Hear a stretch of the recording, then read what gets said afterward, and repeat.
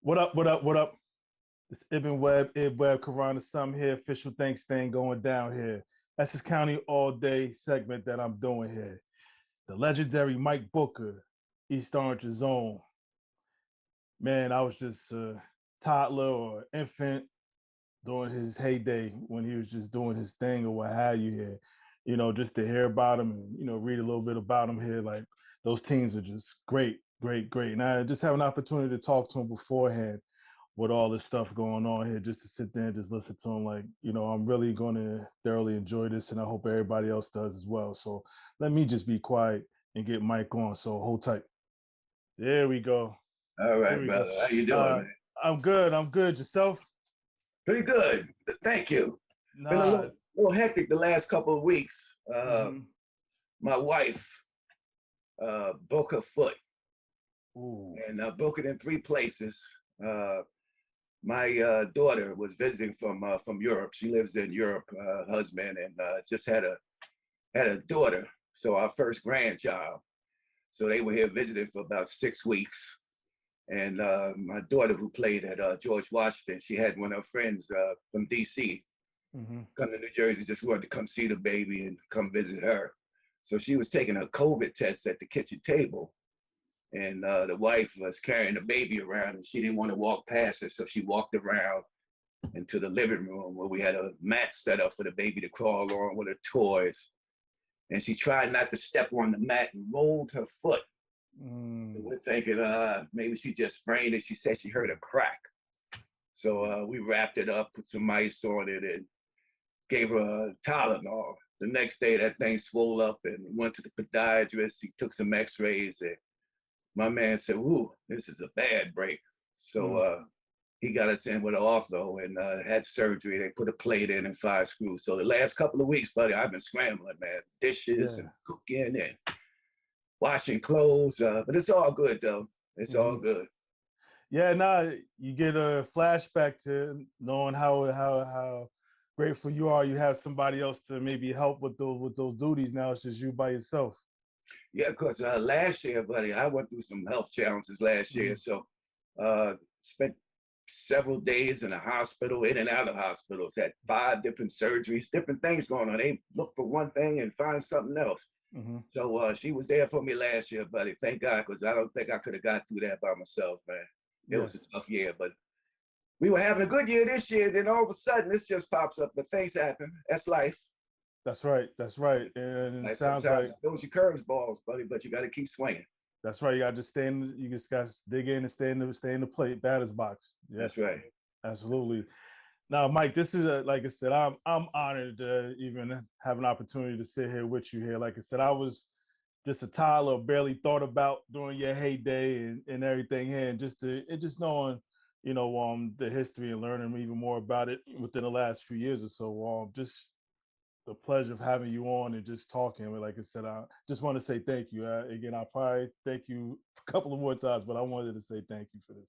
Oh, I appreciate it, brother. Somebody even want to reach out and talk to me about the past, man, because I don't get a chance to have those conversations too often. Once in a while, Rodney will call me. Okay. And I'm sure you already have had that experience. I get to listen. I get to listen. I'm still waiting for you to ask him your second question. That's funny. No, good man, though. Good man. He's a good brother. Yes, he absolutely. is. I'm proud of what he's done for the city of East Orange and the youth. Yeah. Very active. It's 3 things that I tell you about Rodney. I used to say it all the time when we were in high school. The boy could shoot a wing jump shot. Yeah. The boy could dance.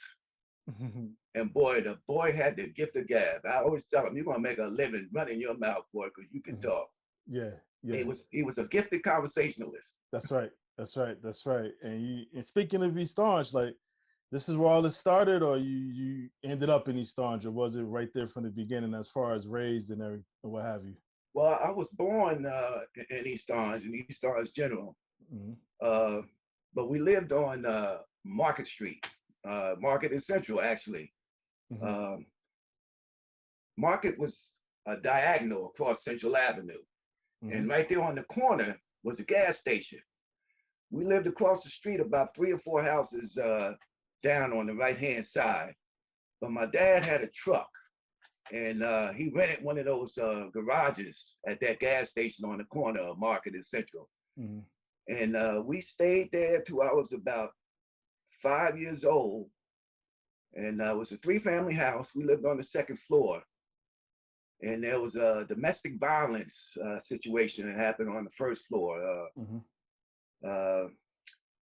Women ended up being killed. And I remember my father coming home that night with police cars all over the place. And he said, I got to get out of Newark. Yeah. And sure enough, and I'm trying to, because I was real young. Like I said, 5 years old. And I don't know how long it took us to actually move to East Orange. But I remember the summertime, he came home, and I'm hearing a conversation with my mother about he found a place. It was a fixer-upper. Okay. In East Orange. So he said, what we're going to have to do, though, is send Mike to Virginia, because he was from Virginia, and that's where all his family was, his mother. And sent me to stay with my grandmother until they fixed this place up. Had to put a couple rooms onto the house. So I stayed there that summer, which I enjoyed, because she had a farm, and she had cows and chickens and pigs. I was into that kind of stuff, man. That was my thing. Yeah, that was my thing. I used to love going out there and looking at the chickens. And I remember one time, Grandma told me, and said, Mike, go get some eggs down in the hen house. So, okay, I go down to the hen house, and I try to reach under one of the hens to grab some eggs. And the hen actually took his, it pecked at me. Yeah. I came back, I didn't have no eggs. So Grandma said, Mike, where the eggs at? I said, Grandma, the chicken wouldn't let me get the eggs. She said, boy, go back down there and get the eggs. But it was a good time. And I remember when they came to get me, I actually cried because I didn't want to leave. I was having a great time on the farm. And that was the first time, once we got to East Orange, that got to the house, and my eyes lit up because it was right across the street from a park. And there was some swings there and a basketball court. Basketball court I had nothing to do with, but the swings, that was right up my alley. So it was a good thing. It was a good thing. 75 Rhode Island Avenue, and we lived right across the street from Elmwood Park. And basically that's where it started at. I remember going to the park and playing in the sandbox, and I would have cousins come over, and they couldn't wait to go to the park. And it was just a big thing, having a good time and meeting friends. Started in nursery school in East Orange. Okay. And there were a couple of friends that I had met in nursery school that I would see regularly in the park. One was Stephen Shaw, who lived on Halstead Street in East Orange, but he would always be in Elmwood, and we became friends, and I had a couple other buddies I would run around with. And by the time we were 7 and 8, first, second grade, we started getting into different sports. We played stickball and tackle football during football season. There was a statue that was located in the park. And we played this game with a tennis ball called Off the Statue. And we would have it set up where you have this would be if it go this far as a single, if it goes as far as a double. And if it went out to the baseball field, that was a home run.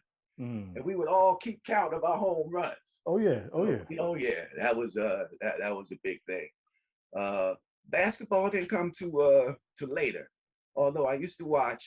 And what happened was I had a neighbor whose father lived behind me, whose father, Mike Folks, the Folks family. Mike was 3 years older than me, and all his friends were like 3 years older, but the house was right behind us, so it was easy for me to just cut through the yard and go to his house. And, we would do things. He had all kind of army equipment and different things to play with. And then his dad put up a basketball hoop. And all of a sudden, we're back there playing basketball. And one of the brothers used to come over, and like I said, he was 3 years older than me too. Um, they were in 7th and 8th grade at the time. I was in 4th grade, maybe. But Jimmy Saunders, I don't know if you heard of Jimmy Saunders, but Jimmy Saunders ended up being a point guard, one of the best point guards to actually ever come out of East Orange. It's a shame he only got a chance to play his senior year, thanks to Bob Lester, because if Bob Lester never came to the high school, I don't know if Jimmy would have ever played in high school, which would have been a travesty. Because if Jimmy didn't play on that 72 team with Mike Dabney, they never would have won a state championship. We started playing basketball in the back of Mike's house, and they all were a little more advanced than me because I had just really started to play. So what I did was basically get rebounds. I was a little tall for my size. Yeah. So I was a rebounder, you know. I never really get a pass, but if I wanted to score, I had to get an offensive rebound and put the ball back up. Yeah. But just playing with those guys, it was obvious that Jimmy Saunders was a baller. And he was talking about the VLD and Tom King. So I used to love hearing these stories, and they were talking about how Tom King works on your left hand, and you got to be able to do this. And so Jimmy must have made the Davy Stars or the All Stars, one of those teams. So kind of looked up to him, and it kind of fueled my desire to get better. Okay. So now, from my folks' backyard, I had enough courage to go across the street, the basketball court that was right in front of my house, because they would get good runs out there. But what I did not know, because I never made it to the other side of Elwood, that's where the ball was really. Okay. So you had to hone your skills. And the side of the park that I lived on, the basketball courts was called the pits. Okay. Had no nets. And when you go in for a layup, you keep sliding because it always had sand on the court. So you had to be careful when you go in for a layup. So a lot of people developed that little short jump shot. Yeah. But start playing over in the pits, and games started to become a little more competitive. Some people would come over because they couldn't get a run on the other side. Because once you get to the other side, buddy, you had to win, because if you lost, no telling, unless you was, you know, one of the top players over there, you might not get a chance to play again for 2-3 hours. So a lot of people started to come over to the pits because, you know, you can always get a run in the pits.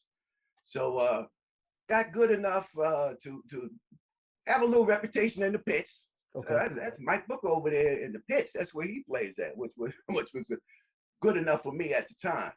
But then junior high school, 7th grade, and for all of us coming in, because it was a little different, because now we had kids coming in from Washington and Nassau and different elementary schools. So everybody was talking about playing basketball at VLD, because they knew that was the stepping stone.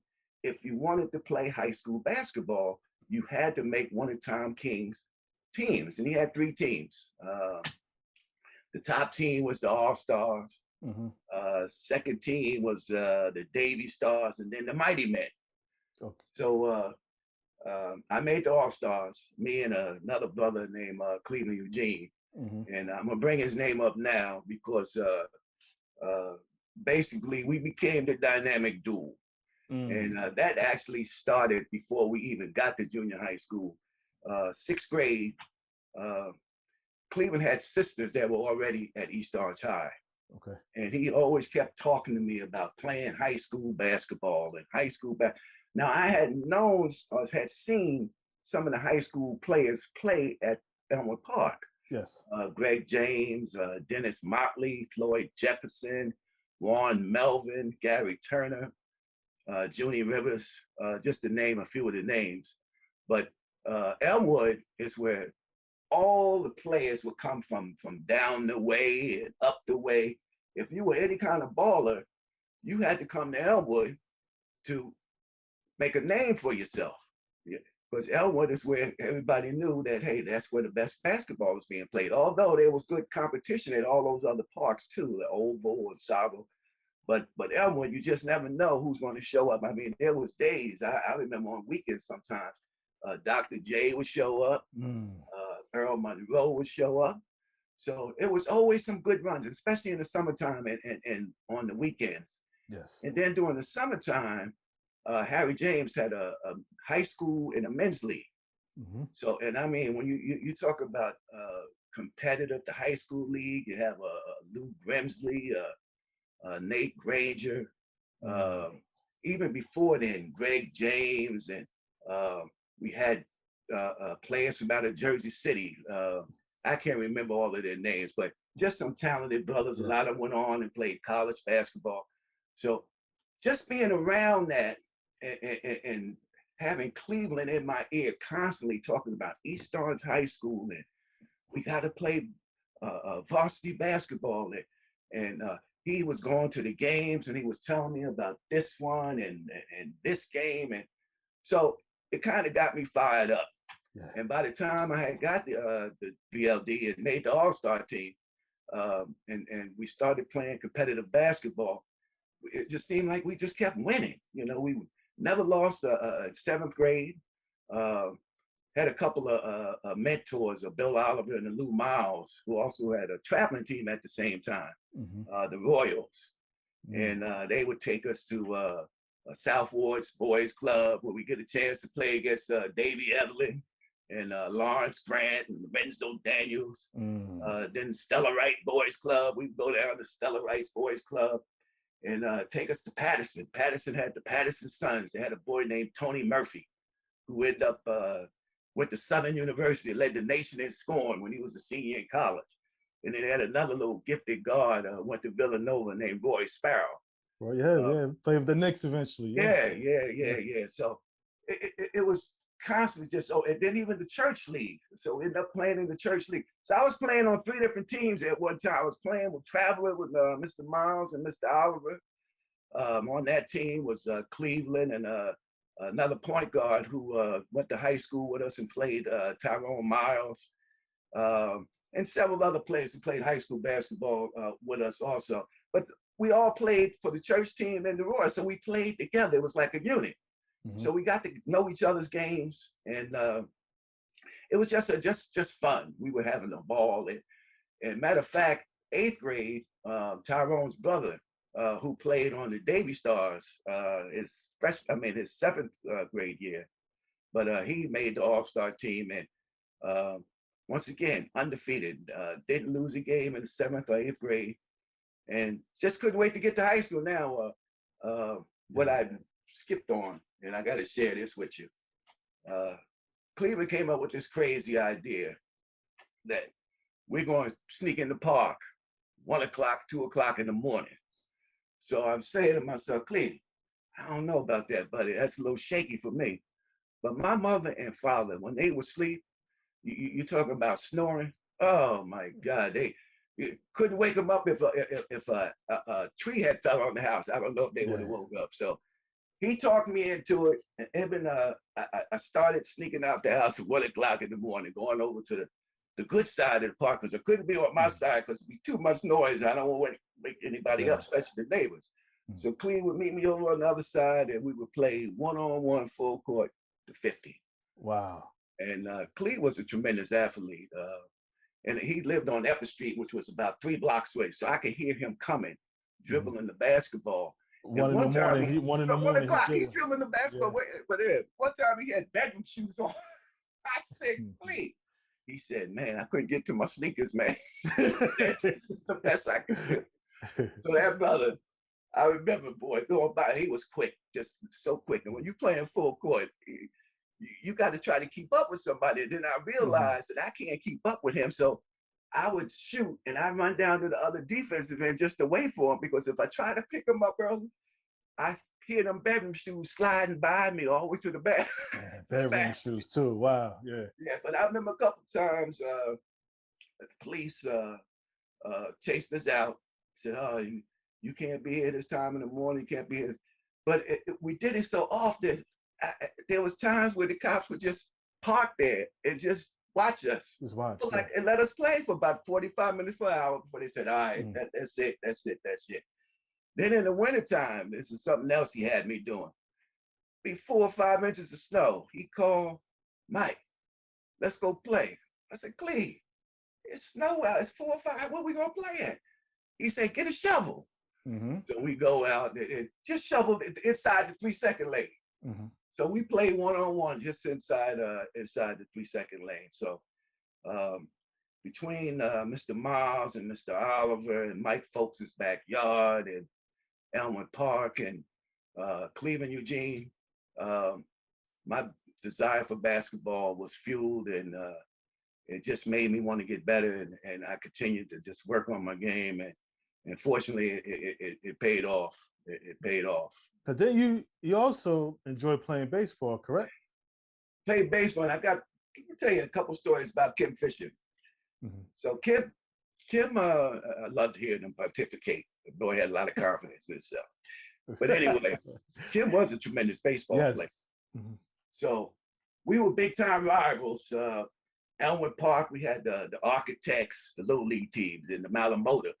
Mm-hmm. In Washington, I forget Washington Park, but that was our big rival. We did play against the Oval and Savo, but we played against Washington Park, and that was the big rivals because they were right down the street. So the only game my father ever came to see me play Little League baseball, Kim Fisher's pitching. Mm. He pitches a 2-hitter, and I had one of the hits. Okay. And for me, because I was one of the youngest players on the team, for me, that was a big thing. Mm-hmm. So I was proud because my dad was there to see me play.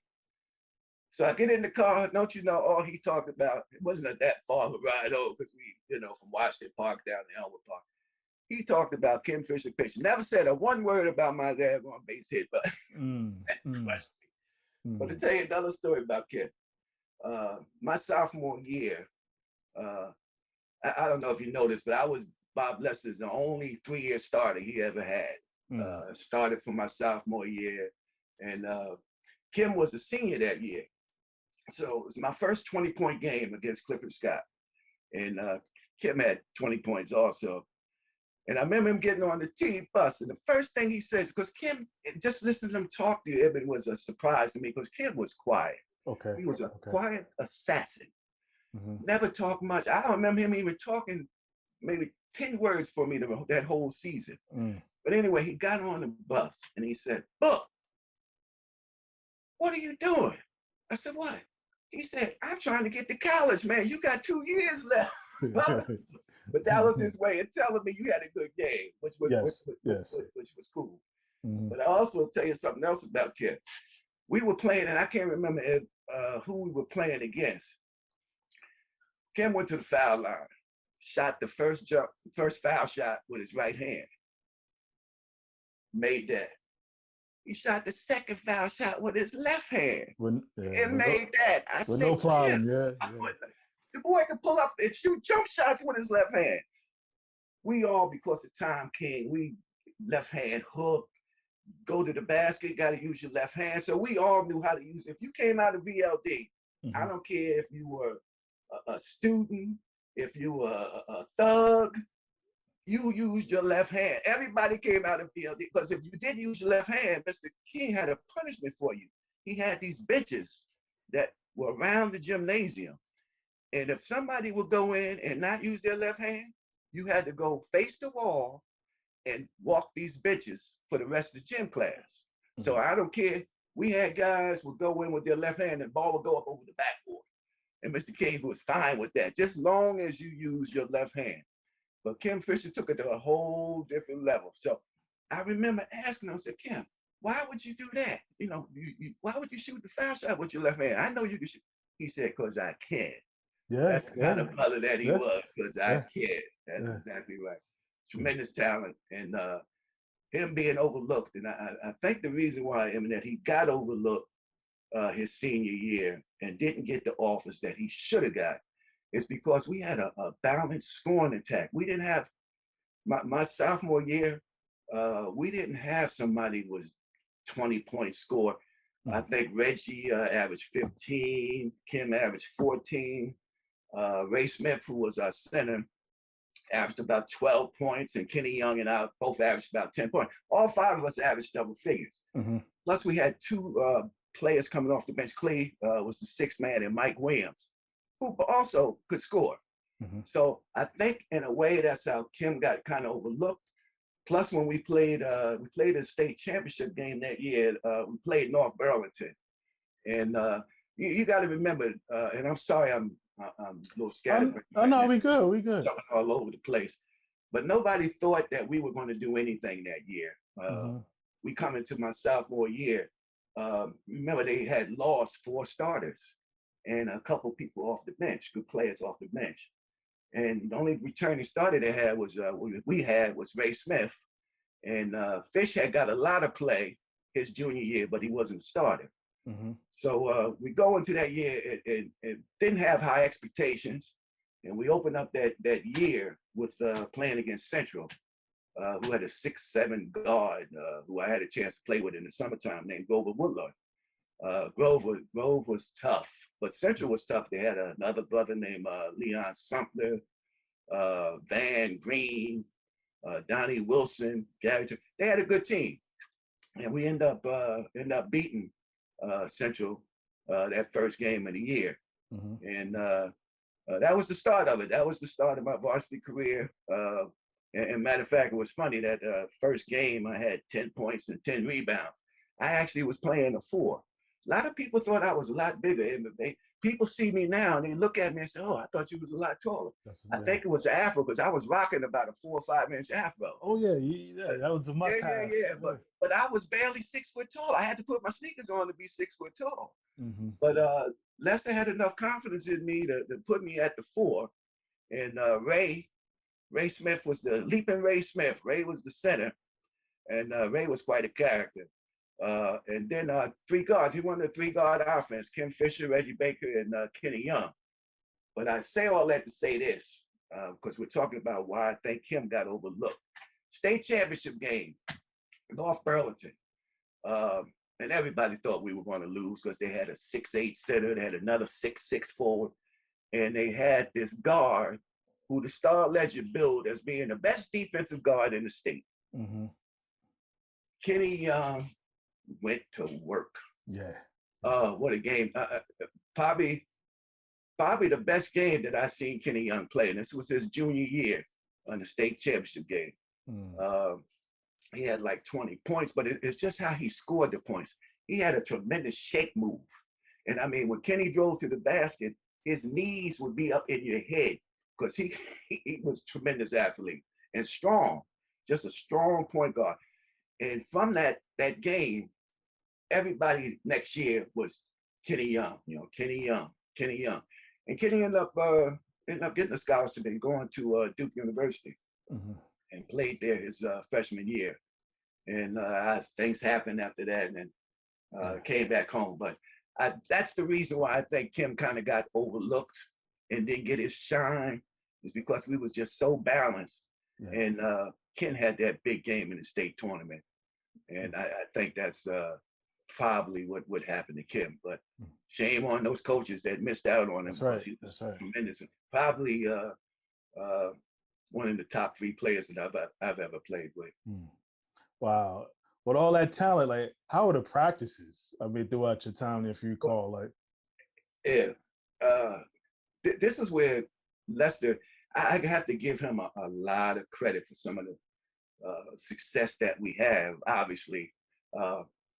And I say Lester, but I finally always call him Coach. I don't call him Coach Lester. I don't Bob or Mr. Lester. Even to the day, when we talk, it's always Coach, just out of respect.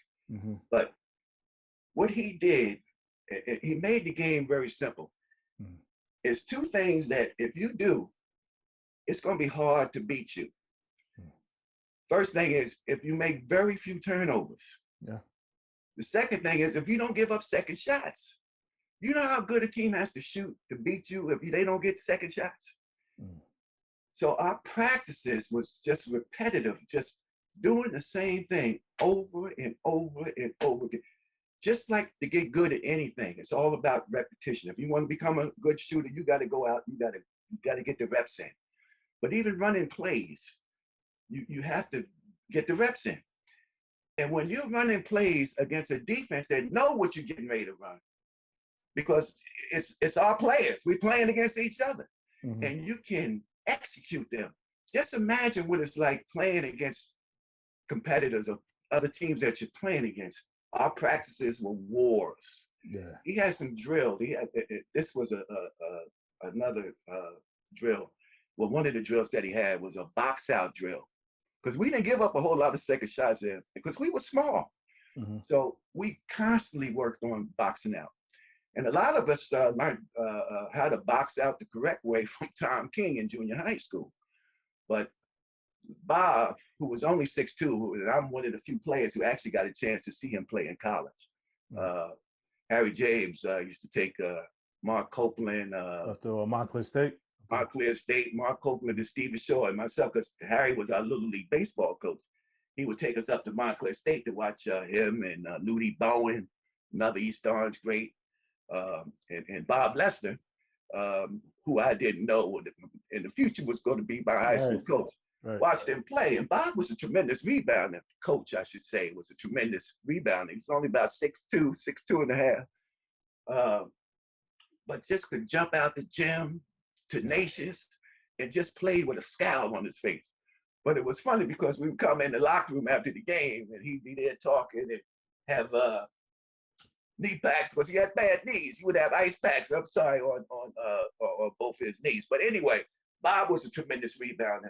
Coach was a tremendous rebounder. So this box out drill, and what he would do, he'd go out to about between the top of the key and half court, and he would shoot the ball at the basket, and we'd be 5-on-5. Mm-hmm. And the defense had to get 5 defensive rebounds in order for you to switch. So he would run that drill to the point where we would almost be fighting. Because if you give up an offensive rebound, that was a suicide that you had to run at the end of practice. Mm-hmm. And we already had 10. Love is suicides, because that's the third part of being a winner. Mm-hmm. Not giving up offensive rebounds, not turning the ball over, and being in condition. Yes. So, but he would run that drill. I remember many times where we would get close to just so mad at each other to the point that we would actually be ready to fight. He knew when to stop.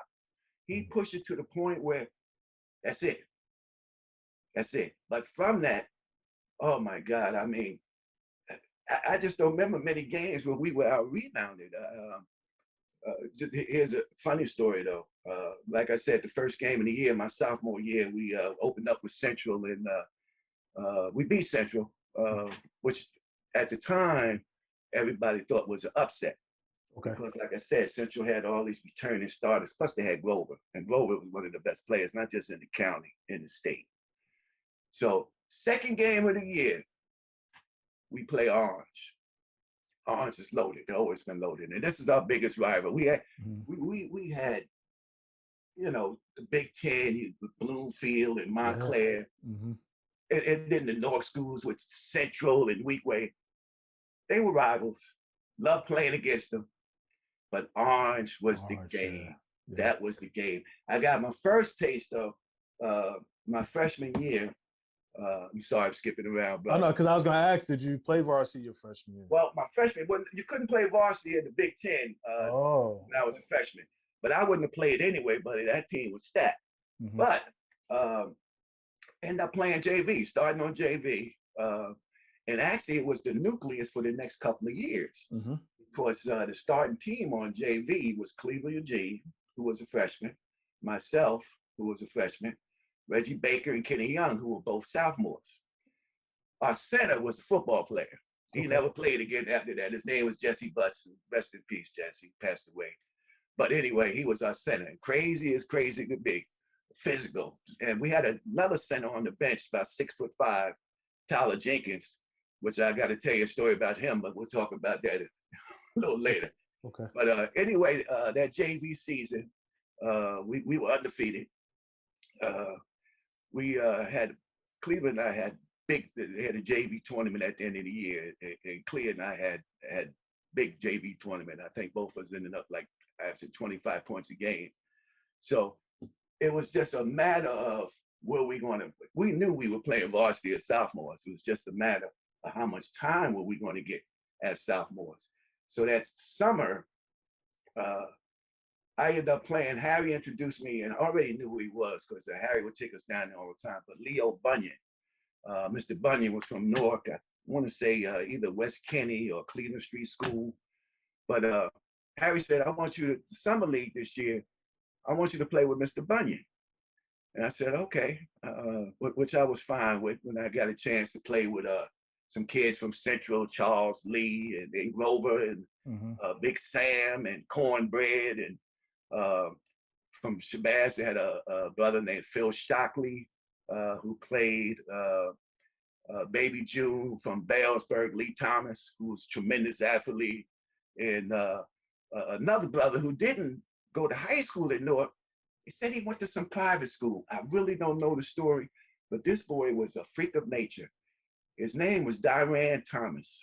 Dyran was about 6'5", and he had muscles coming out of his head. Never lifted a weight in his life. Must have weighed about at least 260. Always had a weight jacket on. I mean, his arms, he was jacked. He was a big boy. But that's who I would play with in the summertime. And it was funny because I was the youngest one on the team. They were all juniors and seniors. And I was a freshman going into my sophomore year. So they would always, after the game, crack on me. Oh, you from East Orange. You got a sidewalk. You got a tree in front of your house. You got milk and orange juice for breakfast. So it was good time though. But it was a good experience. And I actually had a great summer league. I ended up being one of the top scorers going into my sophomore year in the summer league. So everything was set up for Cleo and I to play varsity with Reggie and Kenny.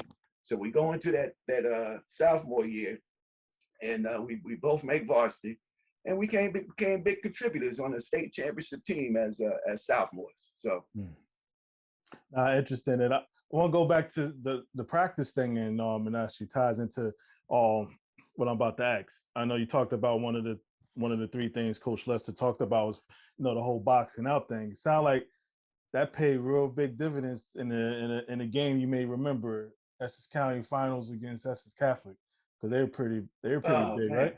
Hey, you know what, Em? Let me go back because I was getting ready to tell you the story first about Orange, the second game of the year, my sophomore year. I apologize. Hey, brother, 65, man. The memory sometimes it comes and goes, man. All good. But anyway, so we playing Orange, and I had got a little taste of playing the old Orange High School, the gym. They called it the dungeon. I don't know if you ever had a chance to be in the dungeon, but that's what it was, a dungeon. And it had dead spots on the floor. Okay. So my freshman year, JV, we always played after the varsity game. But East Orange, Dabney and them had beat Orange this game, and they said, no, we're not playing because, Orange and East Orange, when the crowds got together, it could be issues. And there always was issues. So we're not playing a JV game after this varsity game. We're going to play it Saturday morning, 12 o'clock. No fans. Nobody allowed in the gym. So this is my first time playing in the dungeon. And I got a chance to play. And Orange tried to stack their team because they had just lost to the varsity. Now, all them sophomores, Donald Wells, Dennis Holmes, Dickie Johnson, Cuddy Hammond, they all had just played the day before on the varsity. But now they want to beat East Orange JV team, so now they're all playing JV that Saturday. They even had a couple juniors on the team. And we ended up beating them because we didn't lose a game my freshman year. Matter of fact, I didn't lose a school game until my sophomore year, the game that I'm getting ready to tell you about. So this is my sophomore year, second game of the year. We beat Central the first game. We're playing Orange in the dungeon, packed house, packed. And I'm feeling pretty good because we just beat Central. My first game as a varsity player, I had 10 points, 10 rebounds. Go in the game, and Evan, it was like these boys were on pogo sticks. Ray Smith and they were killing us on the offensive boards. I didn't even want to go in at halftime to see Lester because the whole first half, I don't know if you ever had the opportunity to hear or see Coach Lester on the sidelines. Very intense, buddy. Very intense. Okay. But anyway, so halftime comes and Ray Smith, who was a senior, our center, he just do what I do. And I'm like, oh God, what we getting ready to get into? So we go in, we sit down, and I sit down next to Rec. And right away, Lester is on both of us. I never thought I'd be able to call two of my players eating. I won't say the words here, but a couple four-letter words. And Ray shook his head like this. So I shook my head like this. And every time we shook our head, Coach got madder and madder. Evan picked up a garbage can and threw it over our heads. And Ray did this. He shook his head. I shook my head. Coach stormed out of the locker room. And anyway, we ended up losing that game. But I'm telling you, brother, check the books. I don't think I gave up another offensive rebound the rest of that year. Because I'm thinking to myself, if this is what I got to go through, maybe I should be back on JV. But it was all good, though. It was all good. Yes, we were well conditioned. We did not make many turnovers. Like I said, we would run our plays over and over against the same defense, same players that we play with. So they knew what we were running, but we got so good at executing it. And another thing is, like I said, we didn't give up too many second shots. So we lost a couple more games that year. But you could tell we were building some momentum because the chemistry was coming. It was all leading up to the ECT. We ended up beating Orange the second time we played them in the regular season. And I can't remember who we played the first two games in the ECT. But the third game, we got Orange. And now who's on his Orange team? That's Dennis Holmes, who was a tremendous rebounder, great athlete. Donald Wells, who was a tremendous shooter. And Eddie Butler, who probably him and Kenny Young were the best 2 point guards in the county. Ed ended up playing at St. Peter's also. Cuddy Hammond, who was about 6'3", strong, good ball player. They were loaded. They always were loaded. When did Orange not have talent? They had a ton of talent. So we beat them the second game, and now we're playing them the third game in the ECT at Seton Hall. And every time we played at Seton Hall, it was packed. I mean, packed. You couldn't even take the ball out of bounds. The referee would have to move people over just so we could take the ball out of bounds. So, good game. I had a great game that game too. 15 points, 15 rebounds. And most of the points were all on tips. I got very proficient at that. And the reason why is because when we were young, we used to play this game called taps. Yes. You know, the ball goes up. You can't bring it down. You had to tap it up. If your feet come down, you don't get the points. So I got pretty proficient at it because we used to do it all the time. So I think out of those 15 points, besides the one foul shot I made, at least 5 of them just came on tipping the ball back up into the basket. So we win that game, and now we're going into the finals against Central, who I don't say we just beat, but we beat the first game of the season. Close game, 1 or 2 points. So we got to play against Grover again. And came down to the final. Grover had a monster game, just backing us in with that little turnaround jumper right below the foul line. Couldn't stop it. So they end up beating us by 1 point. I think it was 51, low scoring game, 51-50. So they win the ECT. But now we're going into the States. A little bit of a letdown. But East Orange had lost the ECT the year before to Weekway. That's when Luke Ramsey just went nuts. So we lost the ECT, but now we're going to the States, and we ended up had a nice run in the States. Ended up playing that team, like I said, North Burlington. We had a couple good games prior to that, though. I can't remember against who, but ended up playing North Burlington, and everybody thought that we didn't have a chance of winning, but we knew better, and we ended up. It was actually a blowout. I don't remember the final score, but it ended up being a blowout. So that was a nice way to finish the sophomore year, winning the state championship. Oh, yes, definitely. Yeah. So then the next year, we had no size. because and I being honest with you, I think this was actually Lester's best year of coaching. Okay. And I'm gonna tell you the reason why. We had no size, so he moves Cleveland into the starting lineup. Cleo at best is 6'2". He was our center, and once again, I'm 6 foot with my sneakers on, and we was still wearing cons back then too. So they had no lift on them. It was Right. like playing in your bare feet. Right. So Rodney Williams became a starter. His first year on varsity. Rod at the time, Rodney grew after high school. He keeps telling me he didn't, but I know Rodney grew at least 2 inches after high school. But anyway, Rod was about 6'1", and our starting point guard, Kenny, was about 5'9", 5'10", and Reggie was about 5'10", 5'11". So we had every game we played that year, we were smaller than everyone. There was not a team we played that we were bigger than. But once again, if you're not giving up second shots. That's right. And we were in great condition. We had a press. Our press was scary. It was scary. And you could see some of the teams we played against. As soon as we threw that press on, you could see that their eyes would just get so big. And we did a lot of damage off of that press. So go to the ECT. Trying to think now. We lost to Orange both times during the regular season. Both games, I had 25 points each game. But we just couldn't get over the hump. It seems like the fourth quarter come, good game up to the third quarter, fourth quarter come, for some reason, we just couldn't put them away. So ECT finals, and before the finals, actually we had to get past Essex County, like you said,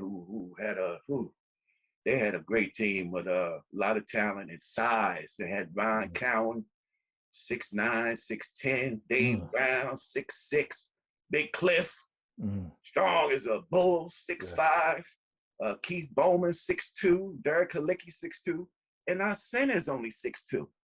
So we knew we had our work cut out for us. And we ended up squeezing by, I think it was a 1-point game. We ended up beating Essex County that year by 1 point. And now we got Orange in the finals, who we had lost to both games in the regular season. So coach came up with a plan. He scrapped what we had been doing. He says, I want to pull all 4 of you guys out, and we're going to let Cleveland be isolated in the middle against Dickie Johnson.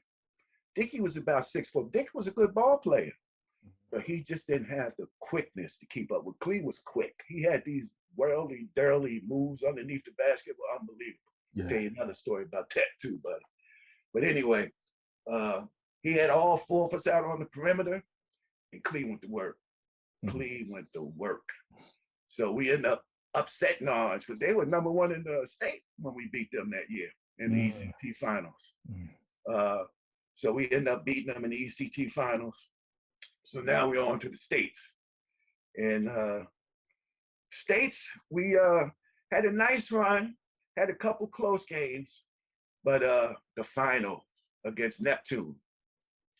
Neptune had a great team, very athletic, quick, wasn't intimidated by our press, had a press itself. And I ended up having a bad game. I actually got in foul trouble early. They had a young boy playing me. He was a sophomore, about 6'2", 6'3", but he was strong. He ended up playing. He actually played with Kim Fisher at Fairfield. His name was Flip Williams. And I, like I said, I came up short that game, but game went all the way to the last second, tie score. And Tyler Jenkins, 6'5" center, who came in after I got fouled out. He got a rebound off a missed shot and right below the foul line and threw up a prayer, and it was answered. And that's how we ended up winning. state tournament my junior year. Wow, that's crazy. Yeah, so that was the third straight state championship because Dabney and them had won when I was a freshman there, and then we won my sophomore year, and then we won junior year. That junior year, you remember what y'all end up in the state rankings at the end of the year? I think number two. Number two, okay. Yeah, because Camden was undefeated that year. Okay. Camden had a monster team. They had two of them went to play NFL football. Derek Ramsey, who went to Kentucky on a football scholarship, he was 6'7". Then they had this other boy, Art Still, who was 6'8", became a defensive end for the Kansas City Chiefs. Oh, okay. And Ramsey was a defensive end for the Oakland Raiders. So 6'7", 6'8". But then their best player was a boy named Doc Lee, who ended up going to Grambling, was an All-American at Grambling in football and basketball. So they were undefeated that year. Okay. And we ended up playing them the following year. But a lot of those guys three of them, the big guys, had graduated. Their guards came back. This is my senior year when we went down to Camden and played them. But Camden ended up being number one, which they should have been number one. And I don't think we would have been able to beat that team. I'm just saying that, but they were very gifted and they were big. They were big and physical and quick. And we ended up number two that year. Okay. I think my sophomore year, we were either 3 or 4, we ended up in the state.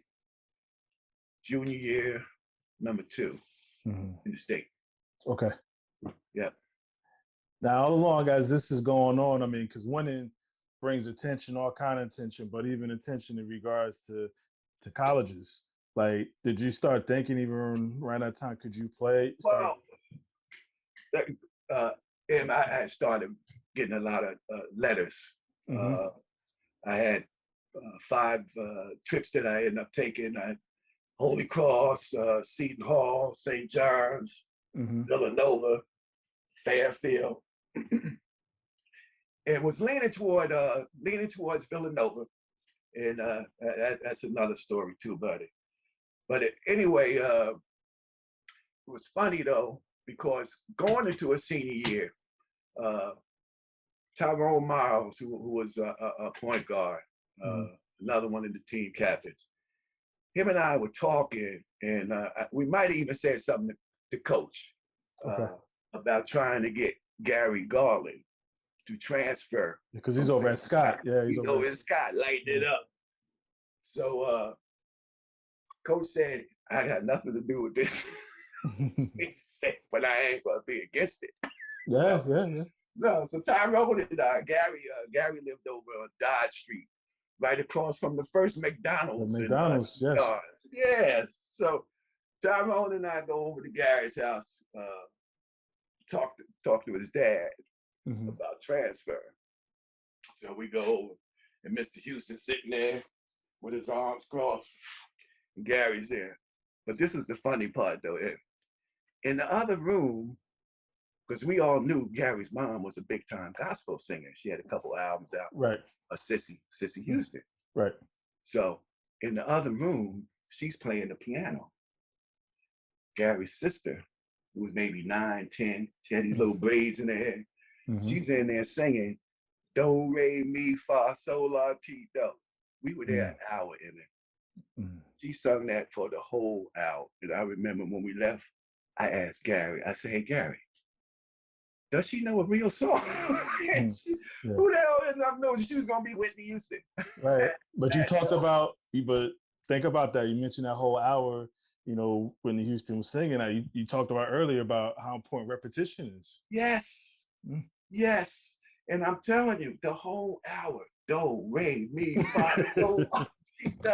Yeah. And we're talking to Mr. Houston. He's not even saying anything. So I knew that wasn't going to happen. Gary was not coming to East Stars High School. But that's my Gary Garland story. But anyway, went to visit those schools, hadn't made up my mind. And later on in the season, I had talked to Raleigh Massimino, was the coach at Villanova there. And I think I had Brian Hill might have been there. I can't remember who the assistants were. Little Page, who ended up coaching somewhere else. But anyway, they came to the school and talked to me. I had kind of indicated to them that I would like to go to Villanova, Mm-hmm. which near the end of the season looked like it was a done deal. I'm going to Villanova. What ended up happening was I played in an all-star game. I had hurt my ankle right before the ECT, Mm-hmm. 4 or 5 games prior to the ECT starting my senior year. And I missed 4 or 5 games. And I re-injured that ankle after the season was over, prior to playing in this all-star game. We were playing in this all-star game against New York. It was Edgar, Earl Williams, myself. It was a loaded team. But people told me, Mike, you're hurt, don't play.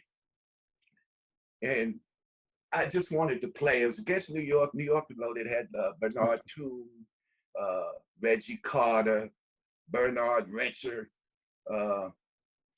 Gary Hooker. They had a very good team. So played in that game, had like 4 points, and I stunk up the court, buddy. I didn't play well at all. And didn't take much longer after that. I got matter of fact, it was late though. To be honest with you, it was late. I get a letter from Raleigh. Mm-hmm. Actually, it was a card sending me a birthday, early birthday wish. But my birthday wish was just a birthday shout out, I should say. Mm-hmm. But also included in that card was, Mike, we decided not to offer you the scholarship. We need to go big. So we're going to give the scholarship to Ryan Cowan from Essex Catholic. So that was the end of me going to Villanova. So I went on and took a couple more trips. Took a trip to Northern Illinois University, which is in DeKalb. They play in the Mid-American Conference with Bowling Green and Kent State, Miami of Ohio, Toledo, Eastern and Western Michigan, Central Michigan. And they also played a pretty good out-of-conference schedule. And then I went to visit Southern Illinois, which is in Carbondale, where Walt Frazier went to school. And they had a player there who ended up, 2 players that actually ended up playing in the NBA, Joe C. Merriweather and the Stinger, Mike Glenn, was a big time shooter there. But the coach and Joe C. Merriweather and Mike Glenn, they were in some tournament in South America when I went to go visit the school. This was after basketball season. So I never got a chance to talk to the head coach in person. Didn't feel comfortable with that, although the campus was beautiful. Plus it's in Southern Illinois, so it was nice.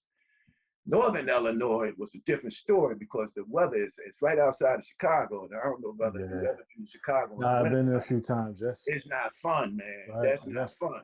But I ended up choosing to go to Northern Illinois University. But before that, going into the senior year, we finally got some size. Coach had a 6'5" player who was developing, who he set and played some when he was a junior, but now he's a senior, so he moved him into the starting lineup, Melvin Hall. But we also had a brother named Derek Morton, who was about 6'4", 6'5". We had a young boy, sophomore, Curtis Smith, who was about 6'5". Vinny Harris, 6'7". It's the first time I ever played with some size. Yes. So, you know, big things. We're expecting to do some big things this year because Cleo and I are back. Between us, we averaged almost 30-something points a game, which I averaged like 20 my junior year. Cleo averaged about 16, 17 his junior year. And we got Tyrone and Rodney back. So we're looking to have a big senior year. And we got off to such a fast start. In the first 6 games, we scored 100, 4 out of the first 6 games. And when you talk about scoring 100 points, it's funny because I'm down here in South Jersey now, and once in a while I'll see a high school team score 100, and they make this big deal about it. Oh, they scored 100 points. In the first 10 games of the year, we averaged over 100 points a game. No 3-point line, neither. 8-minute quarters, buddy. Yeah. 32-minute games. Yeah. We were just, I remember one game we played against Gary Garland, Clifford Scott. I dropped 41. Cleo had 35, and Rodney had 27. Between us, we had over 100 points between the three of us. Between three, yeah. Woo! Then I had another game, state tournament game. We against Springfield. We scored 135 points. Just think about that. A high school scored 135 points. But we just rolled through our senior year. A couple games against Bloomfield, Kelly had the Chapuca boys, right. PK and Kelly. Kelly was only a sophomore, although he broke our press both times we played against him. He's the one that broke our press. As a matter of fact, the second time we played Bloomfield, it's a game I got hurt. I had scored like first 9 points of the game. It was still like 6 minutes to go in the first quarter. And I go down the lane. I should have passed the damn ball. The Tyrone Mouse was right there, but I'm on the roll, so I'm putting the ball up. And I step on Big TK's foot and roll my ankle and try to finish up the game, and I couldn't do it. So I missed the next 4 games, but Cleo went on the tear. When I got hurt, him and Rodney just took off. But I was well enough to come back and play the first game of the ECT, which was important because we played against another stud, Abdel Anderson. I know you're familiar with Abdel. At Belleville. Matter of fact, when we were sophomores, Abdel started at Belleville his sophomore. He would have played as a freshman too, but he played JV. But once again, you couldn't play varsity in the Big Ten back then. Now Abdel would have played at Belleville as a freshman. But they upset us. Belleville did my sophomore year. That was Abdel's sophomore year. That's the only time they ever upset us. I mean, we usually would spank them pretty good. But Les wanted to make sure, Coach wanted to make sure I was back. So he didn't even let me play the last game of the year, which I wanted to play. And I could have played. It was against Wheatway. Well, Davey and Lorenzo had graduated. I think their best player then was Lawrence Grant, and they had Michael McAdams. They called him Tally for some reason, but he was a very good ball player also. But Coach didn't play me, but had me ready for the first game of the ECT against Belleville. Matter of fact, he had his high school coach come in, it was Lombardi, Mr. Lombardi, to tape my ankle. He said, "Oh, no, we ain't gonna take a chance. I'm getting Mr. Lombardi to come in and tape the ankle." So Coach came in and taped my ankle. So we made it to the finals, still undefeated. Some polls had us in the top 10 in the country. Yeah. We were number 1 in the state the whole year. As obvious, we was just blowing people out. So now we got to play against old nemesis Essex County in the finals. So now I got to go against Big Cliff again and Dave. And it was funny because Dave and I and Keith had played on the All-Star team that went to Philadelphia that summer. Okay. So yeah, that team was loaded too. We lost. We were 2-2. We ended up losing to a New York team that had Bernard King and George Johnson, who went to St. John's and played with the Indiana Pacers. They had this little guard, looked like he was on roller skates. Went to Brooklyn Tech. His name was Tyrone Davis. But anyway, so we got to play against Essex Catholic, and we know we're in for, we're in for a good game because these boys can play. I think the biggest difference, I want to say coaching and our bench. That bench we had my senior year was deep. Yeah. Deep. They went on and won the state the next year. The same players that were on the bench, they went on and won the state. They added Clyde Bradshaw too, but I mean, Ron Harris, James Pitchford, Curtis Smith, all these guys was on the bench. We had a deep bench that year. And I think that made the difference in their game. Ended up being, once again, every time we played at Seton Hall. As a matter of fact, most places we played, if there was a good game, you're talking about standing room only. Oh, sure. I've heard stories where people say, "Oh man, there's more people outside than there inside here." I never got a chance to see what was outside because I'm inside where it was happening there. But packed house and back and forth. I ended up having a pretty good game. I think I ended up with like 26 points. And I remember near the end of the game, I wasn't real cocky and I didn't talk smack. But this game was being so hyped. And I remember at the end of the game, I just wanted to go up into the crowd. Yeah. But what I did, and I shouldn't have, but I went over to the Essex Catholic side. The fans were sitting, and I put up my number. Mhm. Yeah. You should have heard the boos, man. They started throwing stuff at me. I said, oh, okay, all right. But we ended up beating them 90-85. And if I'm, if I'm right, I think it's still the highest scoring game in ECT history. Okay. Wow. You might have to check on that. But 90-85 though, it was a monster game. It was a monster game. But them guys could play, man. They was the ballers. Big Dave and Ron Cow and Cliff Anderson, Keith Ball. I remember their names. I forget some of my own team members' names, but I remember their names. And it's crazy you talked about, the crowd and the atmosphere. How was it just walking them hallways back then? Like you guys, you guys are like rock stars back then. Not just the hallways, but just the area, the city, everything. We had the keys to the city. It was man, it was nice. We won't talk about the girls because my wife's here and I met her. No, you're smart, man. It was just it was a tremendous ride. It really was. And the bad thing about it though, we go all the way through to my last game of the year. We had it scared though in the States. We played against a good Galway team. Galway had Wilbur Akins, who was coaching at Clifford Scott at the time. His brother played at Galway, Donald Akins, good ball player.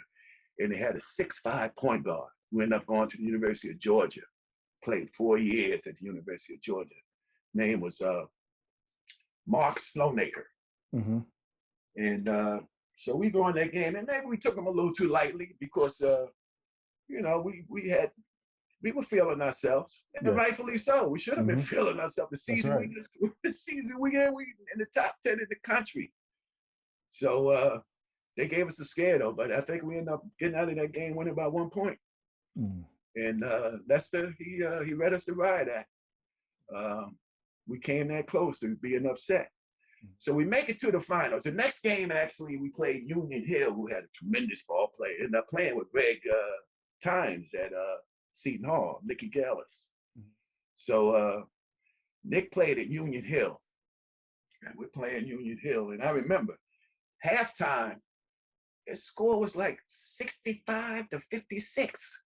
And Lester was upset at halftime. So Lester came in, he was upset. We gave up 50-something points. And the majority of the team were Cubans. And they all seemed to be, I'm trying to be politically correct here, brother, but they were all same height. And be honest with you, they kind of favored each other. And Lester said, and one of them got 25. And we were looking at each other. Damn, which one was that? Which one? That was Nick Gallis anyway. So we come back out the second half. And we end up putting them away. I think we end up scoring like 109, 110, something like that to 85. Ended up being a high scoring game. I had a big game. I had 37 points. But Nick Gallis ended up with 42 points. And now we on to the finals. And that one, buddy, that one still gets to me though. But we oh, you know what I forgot to tell you though? Prior to us going to the States, we had to go down to Camden and play a Camden team that the year before that was undefeated. And they had an All-American guard who ended up going to Wichita, Charlie Brent, I think that was his name, 6'3" guard. Camden hadn't lost a home game in 90-something games. And we go down there and we pull up and we go in the gym and all we see is purple and gold. And we're like, the stands is packed, and they're having a pep rally, and they're banging on the stands and making all this noise.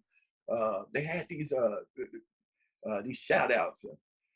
Anyway, we walk in and say, wow, where's our fans going to sit? What we didn't know is they have these pep rallies before the game, and then they clear the gym out. And then bring people back in. But we walked in during the pep rally. And you want to talk about being intimidating. That's an intimidating scene when you walk in and all you see is purple and gold, and they're just yelling to the top of their voice. So we knew we were, we had a game, but we always look forward to it. Coach didn't want to duck nobody. Right. You want to play, we'll play. That's right. What you shouldn't. Stars. We want to ball. Right. That's right. So we got down early. We were down like 15 points. And I remember Cleveland going to the foul line. And Cleo had the ball cut back there like me now, brother. But this is not, I just can't go any hair anymore. But Cleo had the ball thing going, right? So Cleo go to the foul line and they started. Say, egghead, yeah. Say, egghead, yeah. They beating on these hands. Cleo misses his first foul shot. And Cleo was another character, buddy. He does a backward roll on the floor. And we're looking. This at the foul line. He's at the foul line. He does a backward roll like he fell down and did a flip. And he got back up, made the second foul shot. We were down 15 at the time. We went on a roll, brother. Rodney and I and Tyrone, we started hitting jump shots and got back in the game. And we ended up beating Camden. Doped up their 90-something game winning streak at home. They rushed us down into the locker room, which was in the basement, the visitors' locker room. They made us lay flat down on the floor. All the windows along the basement, they kicked the windows out. So now, how are they going to get us out of this gym? So finally, I can't begin to tell you how they kicked them out while y'all were in there? While we were down there in the locker room. They kicked the windows out. We were laying flat down. They made us lay flat down on the floor. So finally, enough police presence came, got us on the bus. We heard, because we had a fan bus come down. Some girl got stabbed in the bathroom. They were rocking the bus that the fans was on. The Camden fans were rocking the bus. It was crazy. So I forget how many police cars. We had about 10, 12 police cars escort our buses out of Camden that day. So that was quite an experience. But anyway, going into the state finals now, we got Lakewood, and Lakewood is loaded, and they got size. They had a 6'8" center, 6'7" brother named Kevin King, who ended up making first team all state with me that year, 75. They had a sophomore, 6'5", who ended up playing at Rutgers, Kelvin Troy, who had a nice career at Rutgers, and had a bunch of guards that were just good guards, good ball handlers, and distributed the ball well. Not big scores, but they got the ball to the right places. So we got off to such a slow start. We couldn't, Rodney and I couldn't get going. Cleve, because of the size underneath, he was struggling a little bit. So we got down early in that game. Matter of fact, we never had a lead until, believe it or not, 8 seconds to go in the game. That was the first lead that we had. What happened was, got to the fourth quarter, and we started, Rodney and I got hot, hitting wing jump shots and made a couple of steals. So now we're back in the game, down 1 point with 10 seconds to go. Ron Harris is in the game, dribbling the ball and passed the ball to me on the wing. So I shoot a little 10, 12-foot jumper, and it goes in, and we take the lead for the first time in the game. Now we're talking about our fourth straight state championship. Yes. There's only one other team in the state of New Jersey who, at that time, that had ever done that. And that was back in the 1920s. Passaic Wonderfly, coached by somebody named Coach Blood. And the only reason why we know that is because they were talking about that this would get us into the Hall of Fame. Chasing history, yeah. Yes, we're chasing history now. So now we're learning a little about it. 1920s, okay. Sounds good to us. So anyway, I hit the jumper with about 8 seconds, 7 seconds, something like that to go in the game. We got our first lead, and they called a timeout. And already we had some tremendous cheerleaders, but I'm sorry we skipped that. We had the best cheerleaders in the state of New Jersey. They weren't just cheerleaders; they were athletes, buddy. Yes. They could dance, they could flip, they could do it all, man. But man, the crowd is fired. Once again, packed house. Crowd is fired up. And Now, is this down Atlantic City? This is Atlantic. No, they had stopped playing in Atlantic City. You know, Atlantic City, '69 was the last time. No, '70 was the last time because the big fight after East Orange lost to Camden Wilson. They never played another game in Atlantic City after that. Okay. No, we were in Burlington Junior College. Okay. I think it was Burlington. Not quite sure, buddy. But anyway, they call a timeout. Now they got to take the ball from our end of the court all the way down. And it's only like 8 seconds or 7 seconds left. And all we got to do is just one stop. And we done made history. Sure enough, they get the ball in bounds. They threw it 3/4 court. One of the guards caught it, shot the ball, missed it. And there was a scrum underneath the basket. Horn sounds. That's it. We done won our 4th straight state championship. In the locker room, after we're in the locker room. ABC News reporter, NBC News reporter, CBS, all 3 major networks, the sports reporters in the locker room. We were starting to do interviews. Next thing you know, somebody comes into the locker room and calls us back out on the court. The game's not over. Whistle blew. We never heard a whistle. Came back on the court. Referee said he called a foul with 1 second to go in the game. Didn't send Calvin Troy to the foul line. Calvin Troy was a sophomore and only was shooting 50% from the foul line that season. Ends up making both foul shots. That's how we lost. That one, that one still, it's hard for me to even swallow that, buddy. You know, I think about it often. That would have been the end of just a great ride, buddy. And just think about it, man.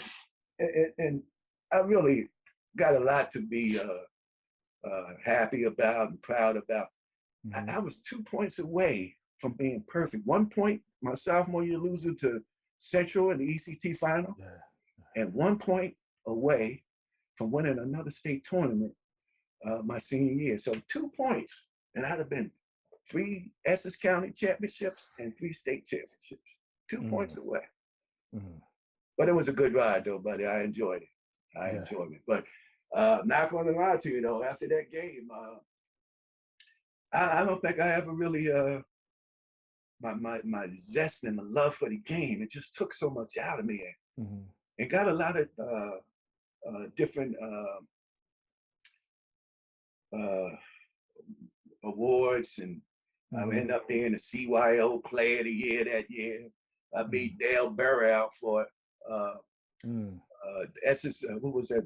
Men of Essex Award for Best Athlete. I thought I'd get it for Best Basketball Player, but I got it for Best Athlete, which was only played basketball. Dale Burr was baseball and football. I definitely was not a great athlete, buddy. I was a good athlete, but not a great athlete. But it was a great honor. But first team All-State. But let me tell you, buddy, everything that was associated with my senior year, the scrapbook, the articles, man, I ended up throwing I got nothing to show for that. I threw all that stuff away, man. I threw away the trophy I got for CYO Player. I threw away the Men of Essex Award. Kept it for a couple of years, but it was hollow. Now I appreciate it, and I wish I had kept some of that stuff.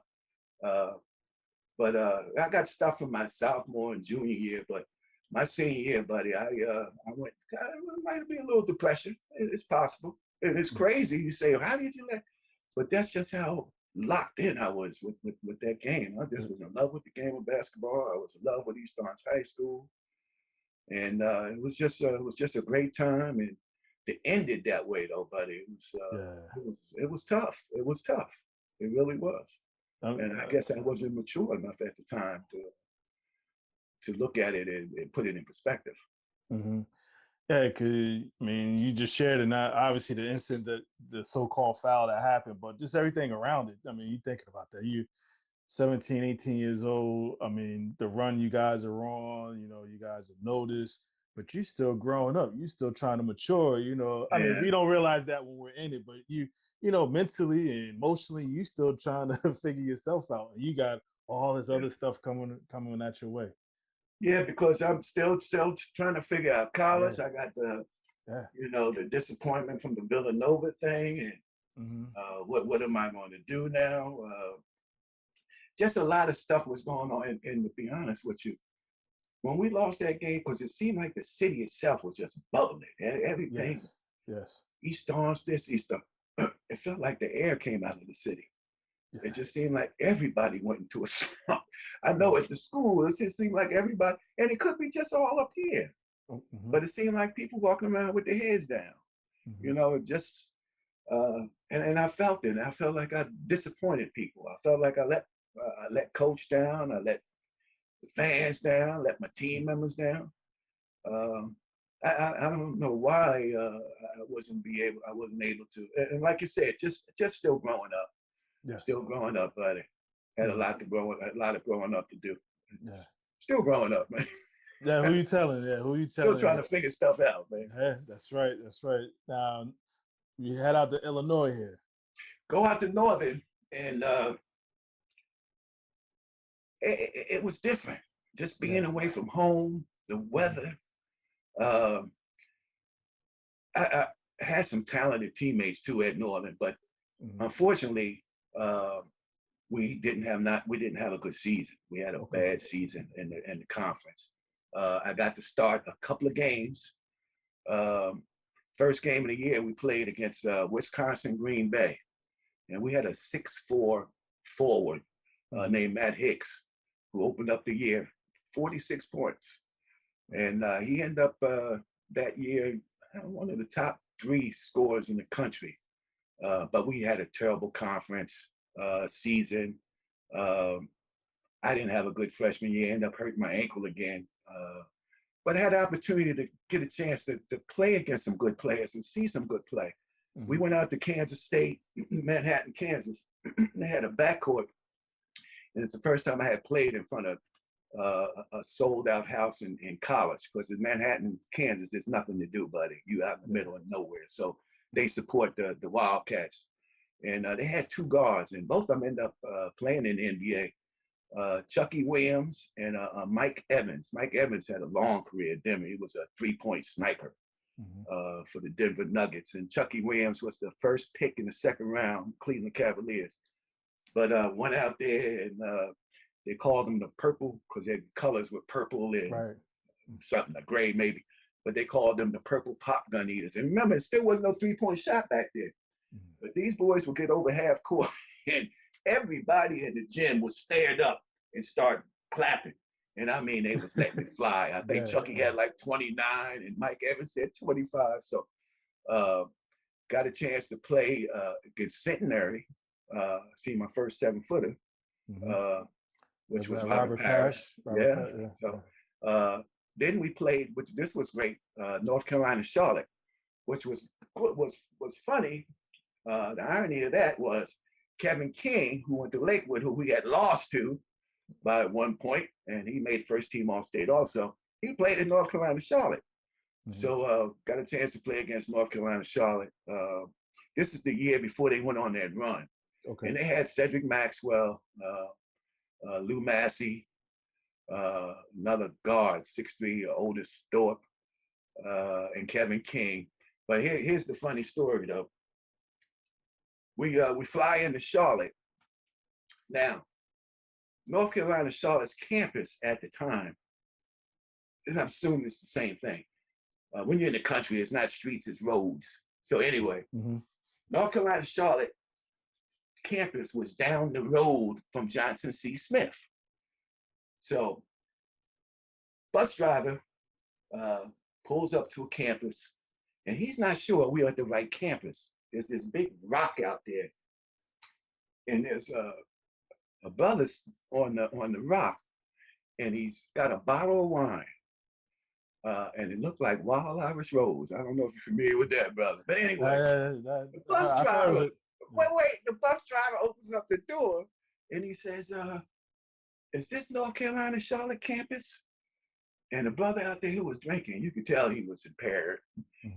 He started yelling, where you from? You guys, the team from Illinois? You need to go back to Illinois. So we're laughing and cracking up, you know. So found out we were on the wrong campus. It's actually Johnson C. Smith campus we were on. Okay. So rolled back down, got to Charlotte. So the next day, we were in 2-line layups. And somebody said, isn't that the brother that was on the rock? He said 2-line layups.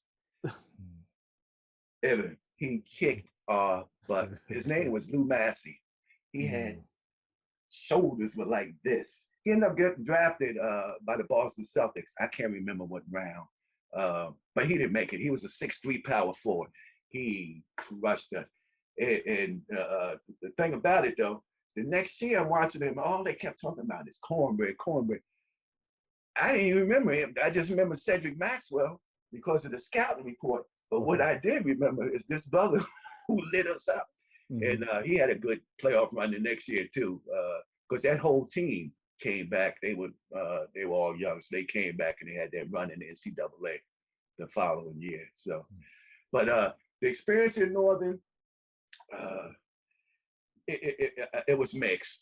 I had some good times and some bad times. I missed home.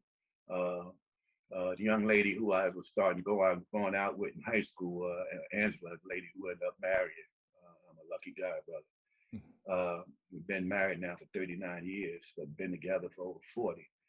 I just missed home, but I had every plan on going back, which I did. Came home that summer and I went back, but there was a coaching change. They fired the head coach who recruited me. They brought in a local coach who was a high school coach who had just won a state championship. And he had coached the player who I told you the first game of the year had 46, Matt Hicks. And he also coached another player who was on the team, Aurora, at Aurora High School, North Aurora, some high school in outside of a suburb area of Chicago. And then he brought in a few recruits. So I could tell once the season started, practice, that I wasn't high up on his list. Some of the things that he would talk to me about, then we would scrimmage. And we had a scrimmage one night. I can't remember who we scrimmaged against. It was a local college team. And I didn't get much play. And he told me that right now, I'm not in his plans, so to speak, and in so many words. And I started calling home. I called Harry James, who was one of my mentors. And I said, Harry, this ain't happening, buddy. I'm not happy anymore. So Harry said, Mike, come on back home and let's go talk to Cleo.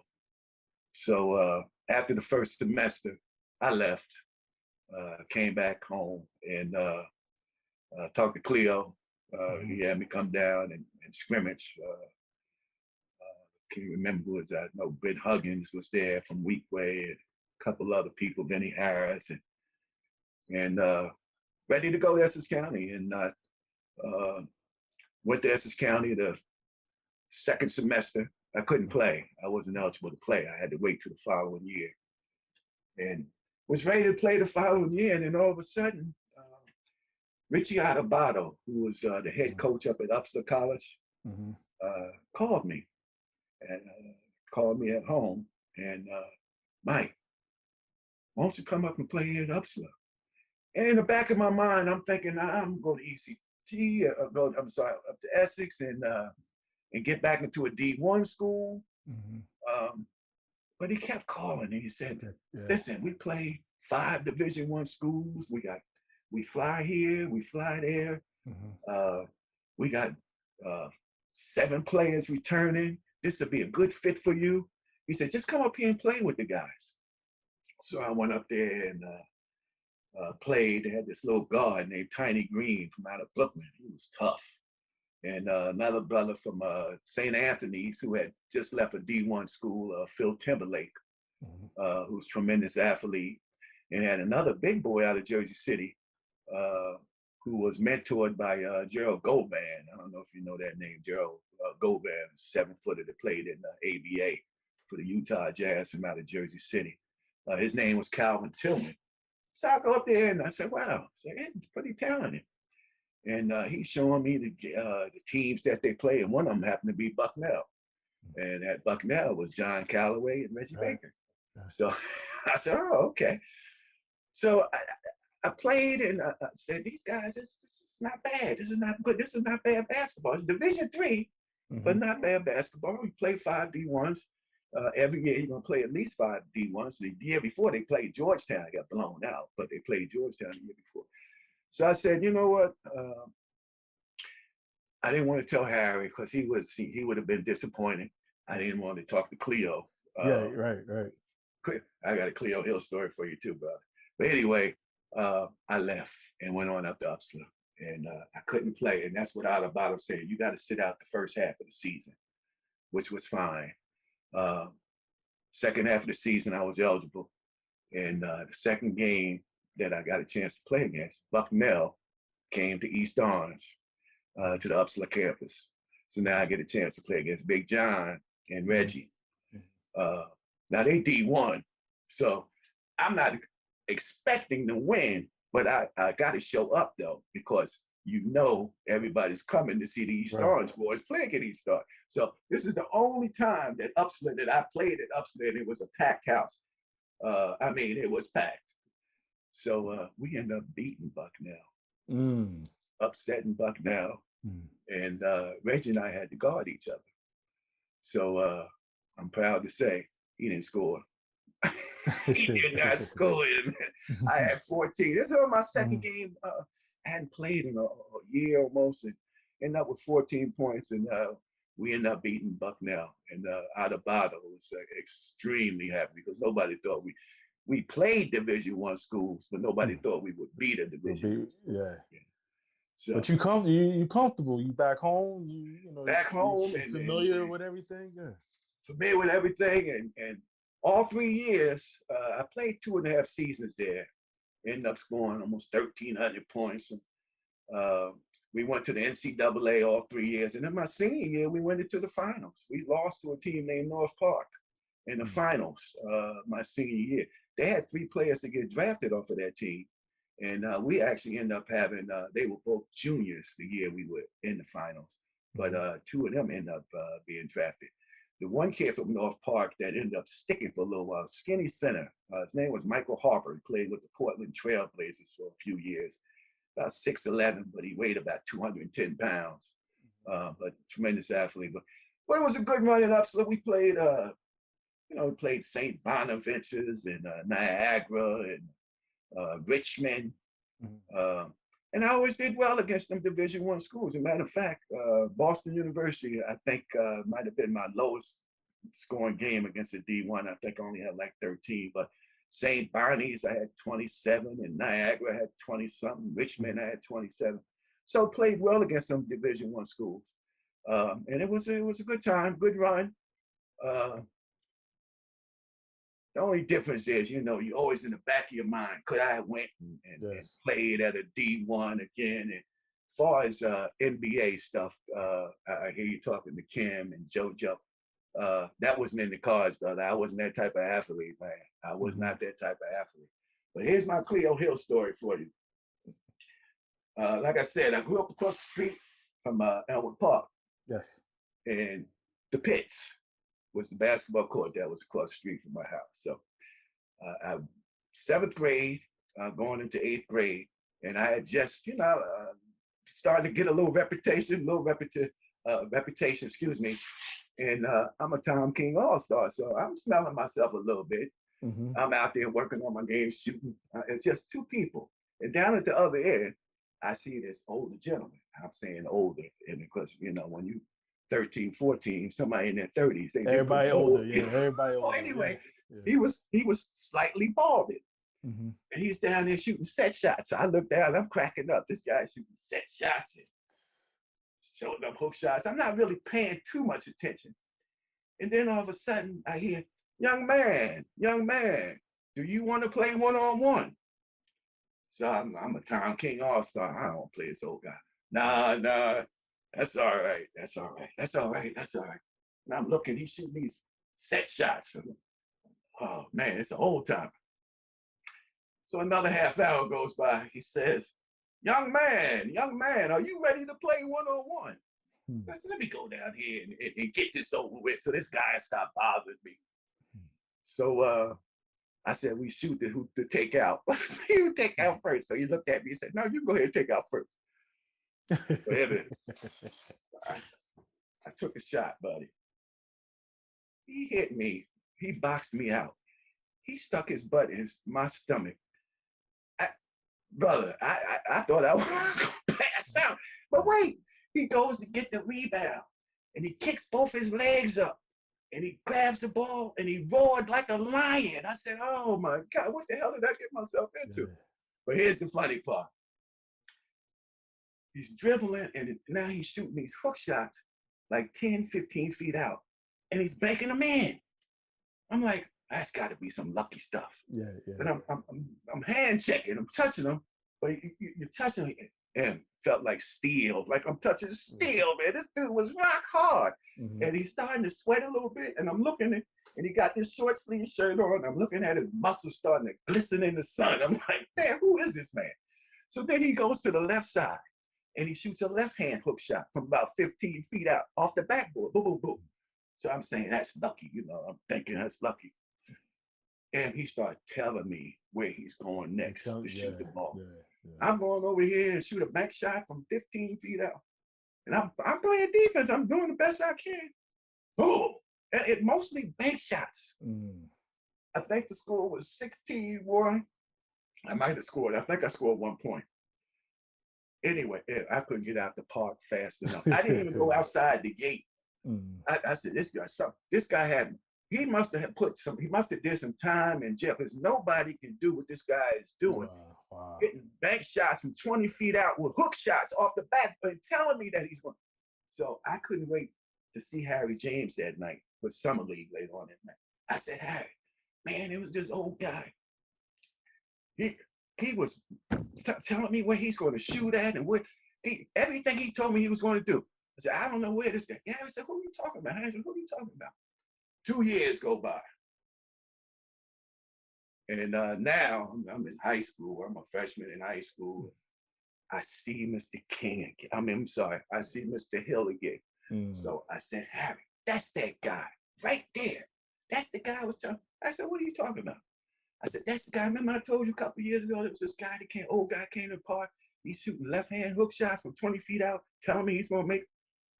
He looked over, he said, you don't know who that is? He said, that's Cleo Hill. Yeah. He's probably the best player that ever came out of the state of New Jersey. Hey, yeah. You know how fast I changed my story?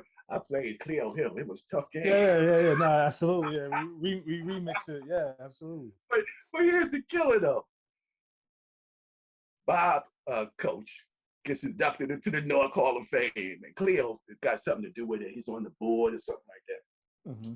So after we go into this room, everybody goes into this room and everybody's telling stories, about Coach Lester. Mm-hmm. And one of my friends and high school teammates, Benny Harris, was there. And I had told him the Cleo Hill story because he played for Cleo up in Essex. So he said, I went up to talk about Bob, about Coach Lester. And then Benny was yelling. And Cleo's standing right there. So Benny's yelling, Mike, tell him the Cleo Hill story. Tell him the Cleo Hill story. So I'm like, oh, man, he put me on the spot. So I'm telling this story, and you know what I said? I said, it's this older gentleman with a slightly bald head. Mr. Hill had a hairpiece, though. He's standing there, he's got his hairpiece. So I tell the story, everybody's cracking up. Mm-hmm. So after, Benny comes up to me, he says, Mike, why did you have to add the part in there about the man was slightly bald? And you see Mr. King, Mr. Hill got his hairpiece. So Benny leaves and Mr. Hill comes up to me. I'm like, oh, man. Yeah. Said, Mr. Booker, I love that story. It was all good, buddy. It was all, Nah, definitely legendary there. Rest in peace here, man. Like, I'm good friends with his youngest son. Yeah. Okay. Yeah. Mr. Wow. King, I mean, I keep saying Mr. King, but Mr. Hill was a good man. Was a Hmm. good man. I Nah, wish I absolutely. had the opportunity. I've heard stories.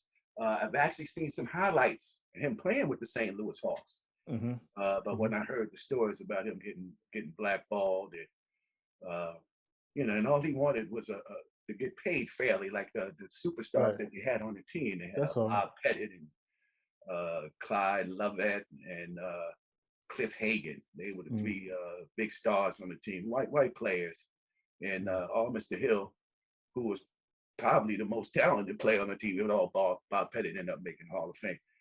He just wanted to get paid fairly, and Yes. ended up getting blackballed. But I Mm. sure wish I had the opportunity to actually see him play. Hmm. But I can say though, I had a chance to play against him. Nah, nah, nah. Definitely, definitely. With all this basketball stuff and even being at Upsort, what did you want to do the rest of your life? I know you mentioned NBA wasn't in the cards, but No, anything else? What did you wanted to do? no. Hey, I'm gonna tell you what.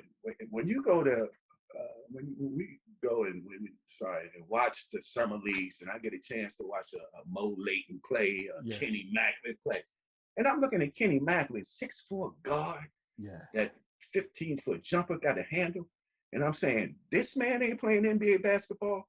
There's Mm. no way in the world a 5'11" swing player Mm.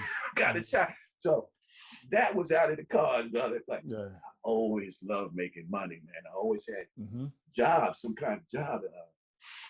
I remember 7th and 8th grade, I had this job selling pictures and whistles for this man, older gentleman who lived in Newark, in the Weekway section. Mm-hmm. And the way I knew him, his daughter was married to Wayne Richardson. And they got me this job. It was several of us. We would go to different shows, like the Funkadelics, Jackson 5, Mm-hmm. Frank Sinatra, and we were selling pictures and whistles. And sometimes we were actually allowed to go inside. I mean, we would go to Indiana, Illinois, uh, Pittsburgh. Remember Pittsburgh doing a Frank Sinatra show. But we would get 25 cents for every picture we sold for a Mm-hmm. dollar, and 25 cents for every whistle that we sold, which was great.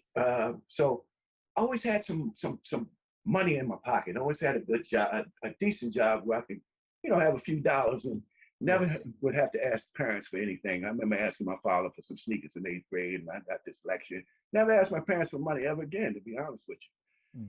But then in the summertime, once I got to high school, they had what they call manpower, which was the office was located over there by Sussex Avenue, across the street from the projects, in Little City. I see Rodney refers Mm-hmm. to it as Little City.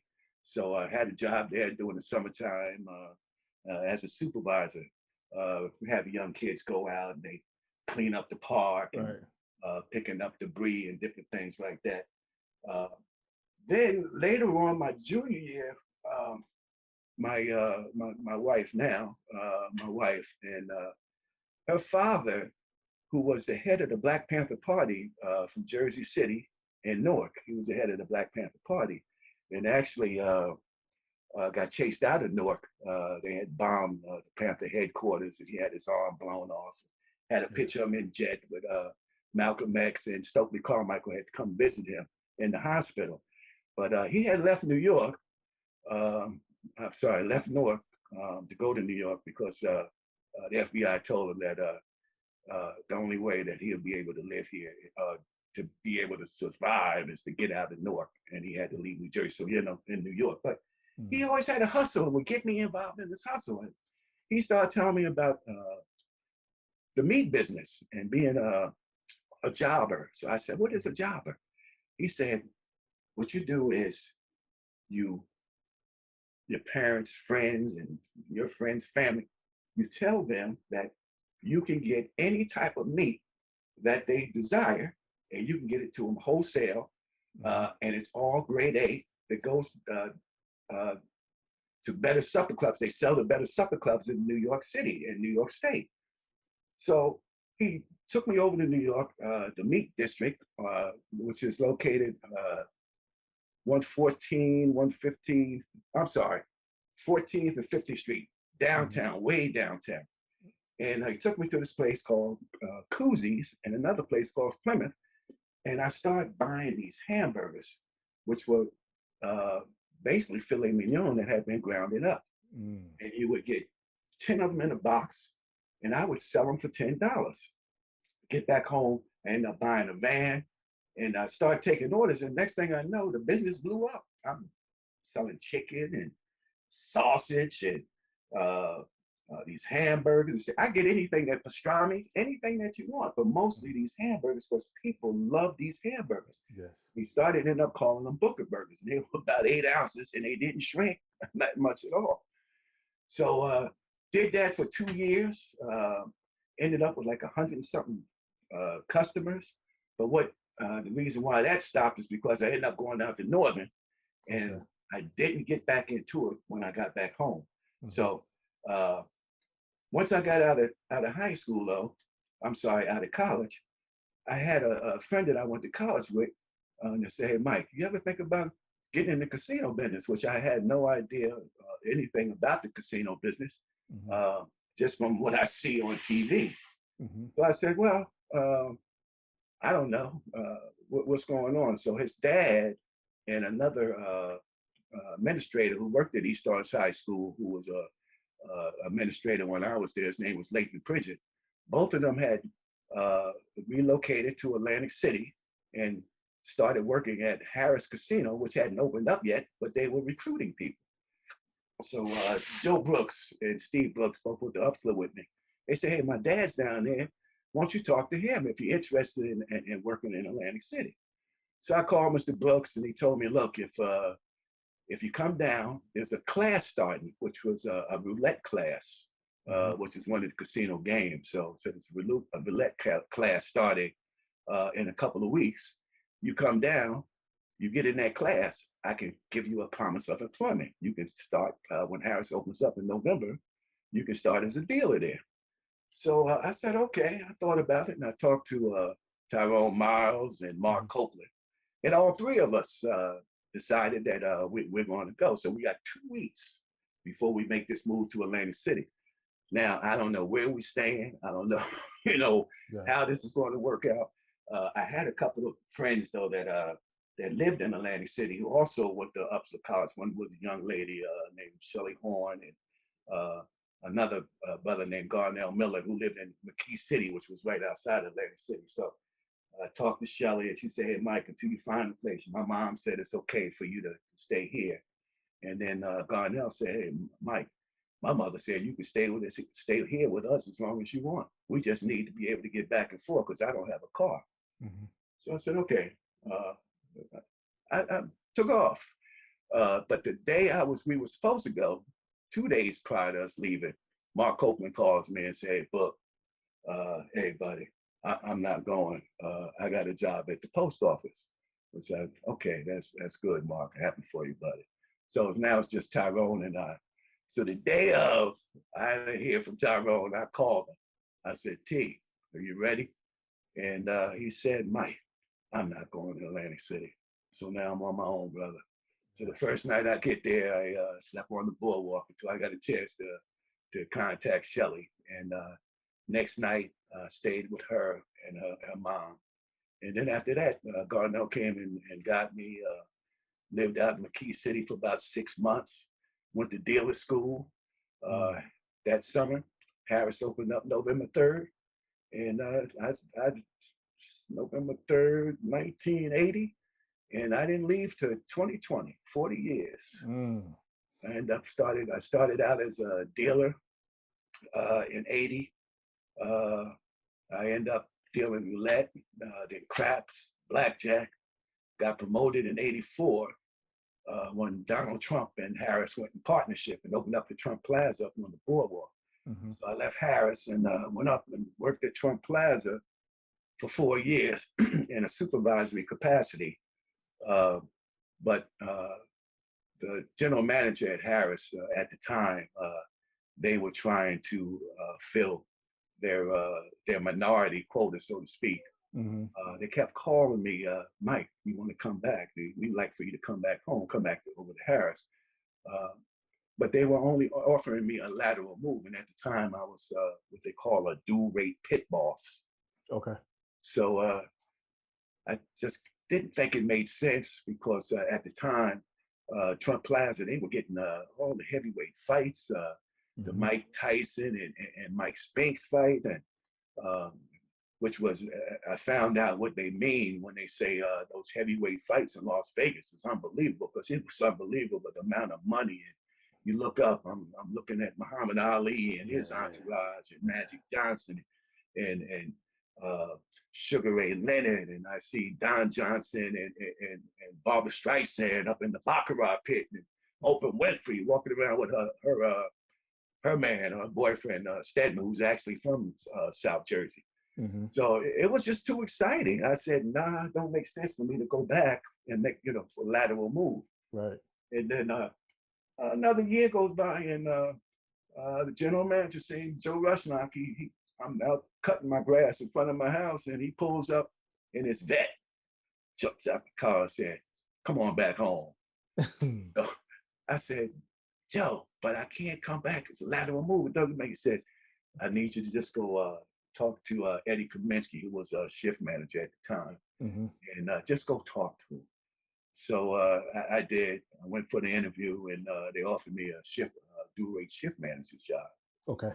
So I said, I'll do that. I'll make the move for that. So went back over to Harris, got promoted finally to full-time shift manager in table games. And after 20 years of being in table games, I transferred to the slot department. Lateral move, they brought me over as a shift manager in the slot department. So the last 20 years, I spent in the slot department. So 40 years total. 2020 came up and they shut it down in March due to COVID. Mm-hmm. And I had planned to stay to the end of 2021. But I looked at my financial situation, and I had a little prostate cancer at the time, and still do. I've had it since 2011, on that, what they call active surveillance, because it's not aggressive. It's only in a small percent of my prostate. So I talked to my urologist, and I talked to my primary, and I asked them if you had any type of cancer, would you go back inside the casino? Because you remember, there was no vaccines at the time. Mm-hmm. So, and both of them said, if you can afford it, then no, I wouldn't go back in. So I talked it over with my wife, and told the kids what I was doing. All three of them were out on their own by then anyway, but just wanted to fill them in what I'm thinking. Mm-hmm. And didn't go back, and don't regret it, buddy. Don't regret it at all. I did my 40. Had the opportunity to buy some great opportunity for my children. Got them involved in a lot of stuff. As a matter of fact, while I was there, started a community service group called Operation Help, which stands for Harris Employees Love People. Mm-hmm.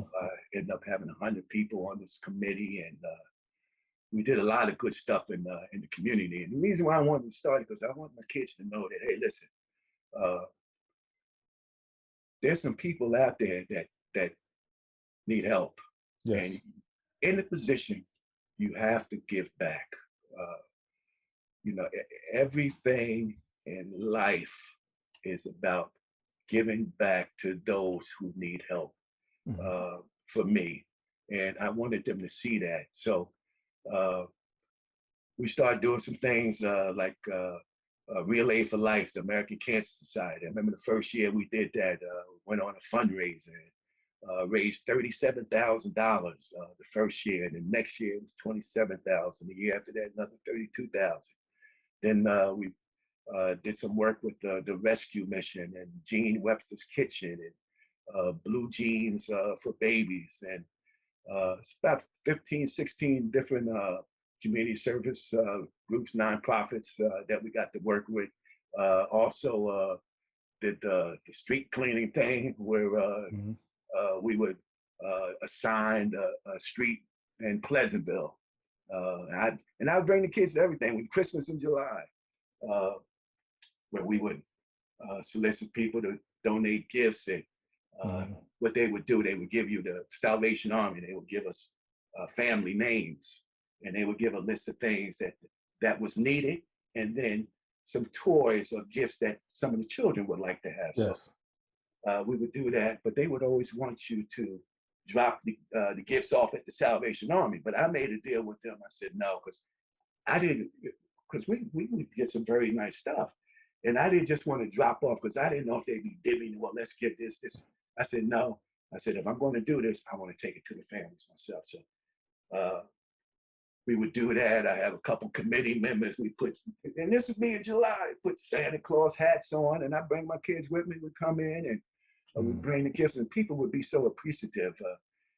It just gave them a chance to look and see that there are people out here. Everything in life you have to work for it. Unfortunately, some people just don't have the opportunity or the resources to make it. They need some help. They fall on hard times, there's sickness, and so they got involved and they appreciated it. And sure enough, it paid off. They all did well in high school. My oldest daughter, she ended up going to Yale University. She ended up with a job with Goldman Sachs, and told me one day, she called, she said, Dad, I'm thinking about leaving Goldman. I said, why would you do that? You got a great job, you're making a ton of money. She says, because I want to go back to school. Go back to school. I want to go back to get my master's. So where are you going to get your master's? I'm going to Harvard. So, okay. So I told her, I said, listen, we got you through Yale University. Don't have the resources to get you for a master's degree at Harvard, but she says, don't worry about it. So she went back and got a master's degree at Harvard. Started working with the guy who founded eBay, Pierre Midyar. Rose in that company, and did some presentations for Bill Gates and the Rockefellers. And then ended up leaving there and going to a company that she's with now called Jordan Parks, impact investment company that handled about $70 billion worth of assets. And she just made partner. Yeah, so, she's doing extremely well. Yeah. Then the son ended up going to Rutgers, graduating from Rutgers. He's a director now at a healthcare company called Bay Out of Nurses. He's doing extremely well. And then the baby girl ended up having a tremendous high school career at Absegami High School, scored almost 2,000 points. Ended up going to George Washington University and scored 1,000 points there, 800 rebounds, over 200 three-pointers, and just had a tremendous career there. And then had the opportunity to get her master's while she was there. And then went overseas and played in Portugal. She played in Australia. And she ended up in a little country named Luxembourg. It's right next to Germany, right below Belgium, right above France. So she played there for about 5 or 6 years, and she decided to say, I just wasn't into playing anymore, and was getting ready to come back home. And they said, no, we don't want you to leave. So they made her the head coach and one of the professional teams in Luxembourg. So she did that for 3 years, and just had our first grandchild last December. Congrats. So we had a chance to go over there, and actually our third time going over to Europe now. Never was on the bucket list, but I never thought I'd have a kid of mine that lives in Europe. That's over there, yes. Yeah, so we had a chance to go over and spend a couple months when she brought the baby home, which was a good time, nobody. So, but after the baby was born, she was going to sit out this year and not coach. But then a men's team approached her and asked her would she be interested in coaching the men's team. So they made an offer she couldn't refuse. So she's the first female coach a men's team in Luxembourg. So she's doing well. All three of them are doing extremely well, and I can't begin to tell you how proud I am of them. And the best thing is that they're all out of my pocket now, buddy. Yeah. You the sponsorship is over, huh? Sponsorship is over. Now it's just about enjoying family. And now the oldest daughter is she's 38, and she's pregnant now, and she's due the end of September. And we're going to go out the beginning of October, spend about a month with her. She lives in the Oakland Hills. Okay. Just bought a big house in Oakland Hills. So problem now, we have to put it on a slight delay because my wife's broken foot. So once that heals up, we'll be heading out there, spend a month out there. Gotta ask, what you enjoy about being a father the most? Was it one thing over the other that you enjoy most? Well, I think what I enjoyed the most is just being around them and just watching them grow and listening to them. I wanted them to have a voice, so I never would shut them down. I would listen. Just seeing them just mature and watching their accomplishments. It's just it became all. It's all it's about for me right now, buddy. It's family, and being a dad is probably one of the things that made me the most happiest in my life. I love my kids, love my wife, love the family, and I also have a brother who's doing extremely well. I'm representing. He's vice president at Morehouse College.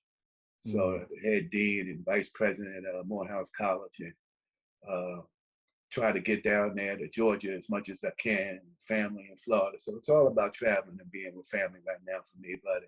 But being a dad is a great thing, and great kids are doing very good, buddy. I want to say great kids. I might be a little biased, but when you got other people tell you they might, your kids are doing great, buddy.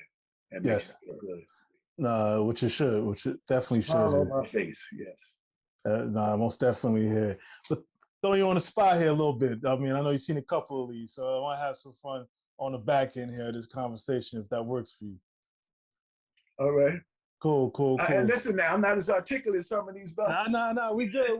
Like I said. They are conversationalists, buddy. They got the gift of gab, buddy. Nah, it's all good. We good here. But some random, some not so random questions here. So you're a Jersey guy here. You prefer the Parkway or the Turnpike?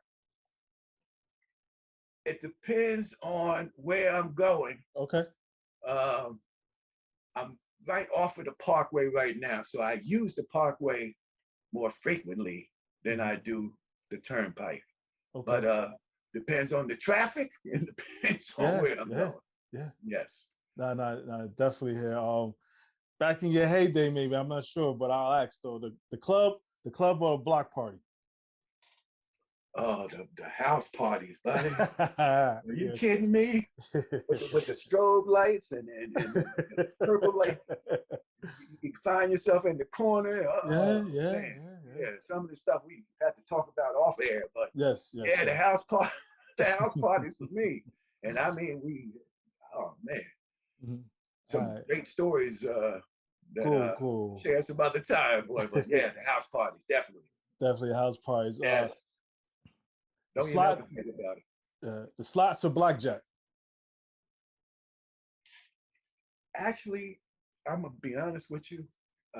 Craps. And the reason why is because, far as odds are concerned, the only true odds in the casino is betting on a pass line in craps and taking the odds behind it.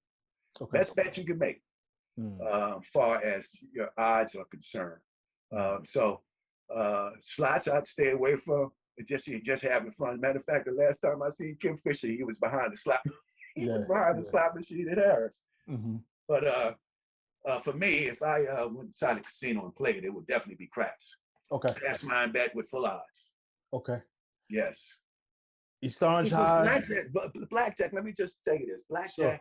A true blackjack should pay you 2 to 1, because the combinations of aces. Let me get this right. The combinations of aces on there, you should get paid 2 to 1 on a blackjack. Casino only plays you 1.5 to 1. So the house is, even when you win, you only get you still have a 0.5% at disadvantage though. So you should get paid 2 to 1. Only true odds in the casino is craps, pass line, full odds. But Nah, go ahead, good, brother. good to know. No, good to know. Good, nah, definitely. I appreciate that, Jewel. Good to know. Good to know. East Orange High or Upsala College? Oh, East Orange, Mm-hmm. without a doubt, because Yeah, the camaraderie and the friendships and uh, just the energy in the yeah, school. yeah. Just so many talented people who dance and sing Mm-hmm. and the talent shows and Yeah, teachers involved. It was just a good time. It really was, man. I enjoyed high school. I mm-hmm. enjoyed high school. I wouldn't Yeah, change anything, buddy. That was a good time, man. Yeah, yeah. East Orange was, that's what's up. Now I'm gonna keep it there. What's Coach Lester mean to you? A lot, man. He put me in a position to be successful, not just as a basketball player, but also as a man. So Yeah, uh, I respect him. Uh, he was a tremendous coach, tremendous leader, and once you get to sit down and talk to him and get to understand who he is and know a little more about him, because I'm telling you, buddy, you can ask people. Coach Lester was intense on the sideline. I used to mm-hmm. feel bad for some of them referees, boy, because Coach, Mm-hmm. boy, he was tough, Yeah, yeah, but he's got a big heart. He's a good mm-hmm. guy, good brother, Yeah, and I owe him a lot. yeah. Best game you ever played in your life? Anything sticks out? Ooh, man, that's some big games, buddy. That's some big games. Let's see. One time at Upsala, we played Stony Brook, Mm-hmm. and I dropped 37, but at least 30 of them came on bombs, man. It was no Yeah. three-point shot back then. And I mean, Mm-hmm. I hit some deep shots, man. I got on the road. I hit like 4 or 5 jump shots in a row. It was a nice crowd. So that was a good game, and had so many. Man, that's a tough Yeah. question, No, buddy. no, no. You gave me one. You gave that was no, no, no. Yeah, Okay. Stony Brook. I think that was the 41-point game at Scott in 3 quarters. I only played 3 quarters. Ooh. It dropped 41. That was a good Yeah, one too, buddy. yeah, Yeah, that yeah. was a good That's probably one of the East Orange teams, but I'm gonna ask anyway. The best team you ever been on at any level, or whether it's an All-Star game, best team you ever been on? one. Oh man, the All Star game. The team. We went to Philadelphia. That team was loaded, man. We had Edgar Jones. Yeah. See, I knew about Ed. Ed was the best kept secret in North. Nobody knew about Edgar Jones to his senior year, unless you were from North. Mm-hmm. But Ed, Earl Williams, Mm-hmm. Dave Brown, Greg Tynes. Uh, who else was on that team? That team. Oh, Adam Solomon, who ended up playing at St. Peter's from Passaic, about 6'7". That team was loaded. That team Yeah, was loaded. yeah, Yeah, yeah. that was a good team. Uh, we even New York was loaded. We played against New York. I think I already mentioned this with Bernard King and George Johnson, and it went to the wire. It Mm-hmm. went to the wire. That was a good team. What that tournament? Coca-Cola tournament. That was the name of the tournament. Okay. And I had a pretty good tournament. I actually ended up making all tournament team. Mm. Bernard King was the MVP of the tournament. Yeah. Yeah. But that was a good team. My senior year, though, that senior year team at East Orange, that team was loaded. We were deep. Yeah. Yeah. Woo! Yeah. That was the thing about East Orange. It was so much talent. We had guys transfer that went up, started at other high schools. Montclair, we had a Clarence White who left and went to Montclair, ended up being a starter there. Andre Stevenson left, ended up being a starter at Scott. Bay Cole left, ended up being a starter senior at Orange High School. Mm-hmm. So it was just talent. We could have took 15 players who didn't play on the team, and Yeah. they would have been competitive in the Big Ten. No, sound like it. No, it's not It was sound. it was a lot of ballers, buddy. A lot Yeah. of good players, man. A lot of good players. It's a Nah. shame. It just didn't have no room. It just at least 20, 30 guys that could have played high school basketball. Only That's how five much can be on the talent. court. Yeah, only five can be on the court. Yeah. Uh, Yeah. Yeah. So during that time, as far as who did you like to go up against the most? As far as individually, who did you like to go play against? Uh, well, Dennis Holmes, Cliff Anderson. Okay. Uh, there was a brother from Seton Hall. Only got a chance to play against him once, but got a chance to play with him a couple times in the summer league. He ended up being a 3-time Ivy League Player of the Year. His name was Kevin McDonald. Kevin McDonald was tough, buddy. About 6'5", strong, big hands, get to the basket, little short jump shot. We played at Seton Hall. We played Seton Hall my junior year in ECT. And I remember after the game, and Kevin, we beat them, but he had a big game. I remember somebody got a rebound and he almost took the ball and almost ripped their head off at the same time. That's how strong this guy was. But after the game, Tyrone and I were walking out of the locker room, and Cleveland was just hanging around. And I could tell something was wrong. So we went over and said, Cleo, what's wrong, buddy? So he pulled up his shirt. And I'm not gonna lie, brother, his whole chest, black and blue. Just from elbows. Kevin McDonald that game, buddy. But he was special. He was special, buddy. He was special. Yeah. But Cliff Anderson, Dennis Holmes. The toughest guard was that state final of my junior year, Flip Williams. That's my game, buddy. Fouled out. He was tough. He was a tough defender. He was tough. But it was just so much talent, though. Man, I could throw a whole bunch of Barry Finley up at Nutley and Abdel. Everybody had somebody that could ball. It sounded like it, yes. It was just. Essex County was loaded, buddy. I went into ECT. For me, that was tougher than winning the state tournament. ECT, if you get to the finals of the ECT, which I had a chance to do 3 years in a row, that was tough, buddy. That was tough. A lot of talent. Weequay, Central, Orange, Bloomfield. Bloomfield was loaded with the Chabuca boys. But they had other ball players too. Danny Valhalla, Joey Knapp. Just good ball, buddy. Good basketball. Really good basketball. Sound like it. Yo, might get some people in trouble, but we'll be all right. It's all in fun here. Your East Orange all-time starting 5. Ooh. It could be positionless too. Well, it has to be Mike Dabney, obviously. Mike was special. Greg James, love watching Greg James play, buddy. Greg, probably got to put Cleveland there. That's the thing I wanted to tell you. Harry took us to a tournament in Detroit one year, and man, there were some ballers out there. Boy, they had a team from Detroit that Terry Tyler, Terry Durod. Another team from Ohio had Phil Hubbard, who played in the league. Saginaw. This is a funny story. Saginaw had a 6'5" point guard. He had a cornrows, and he never really shot the ball. They beat us, but they had some gifted players. As a matter of fact, one of the players on the team, Paul Dawkins, ended up being a teammate of mine in Northern Illinois the following year.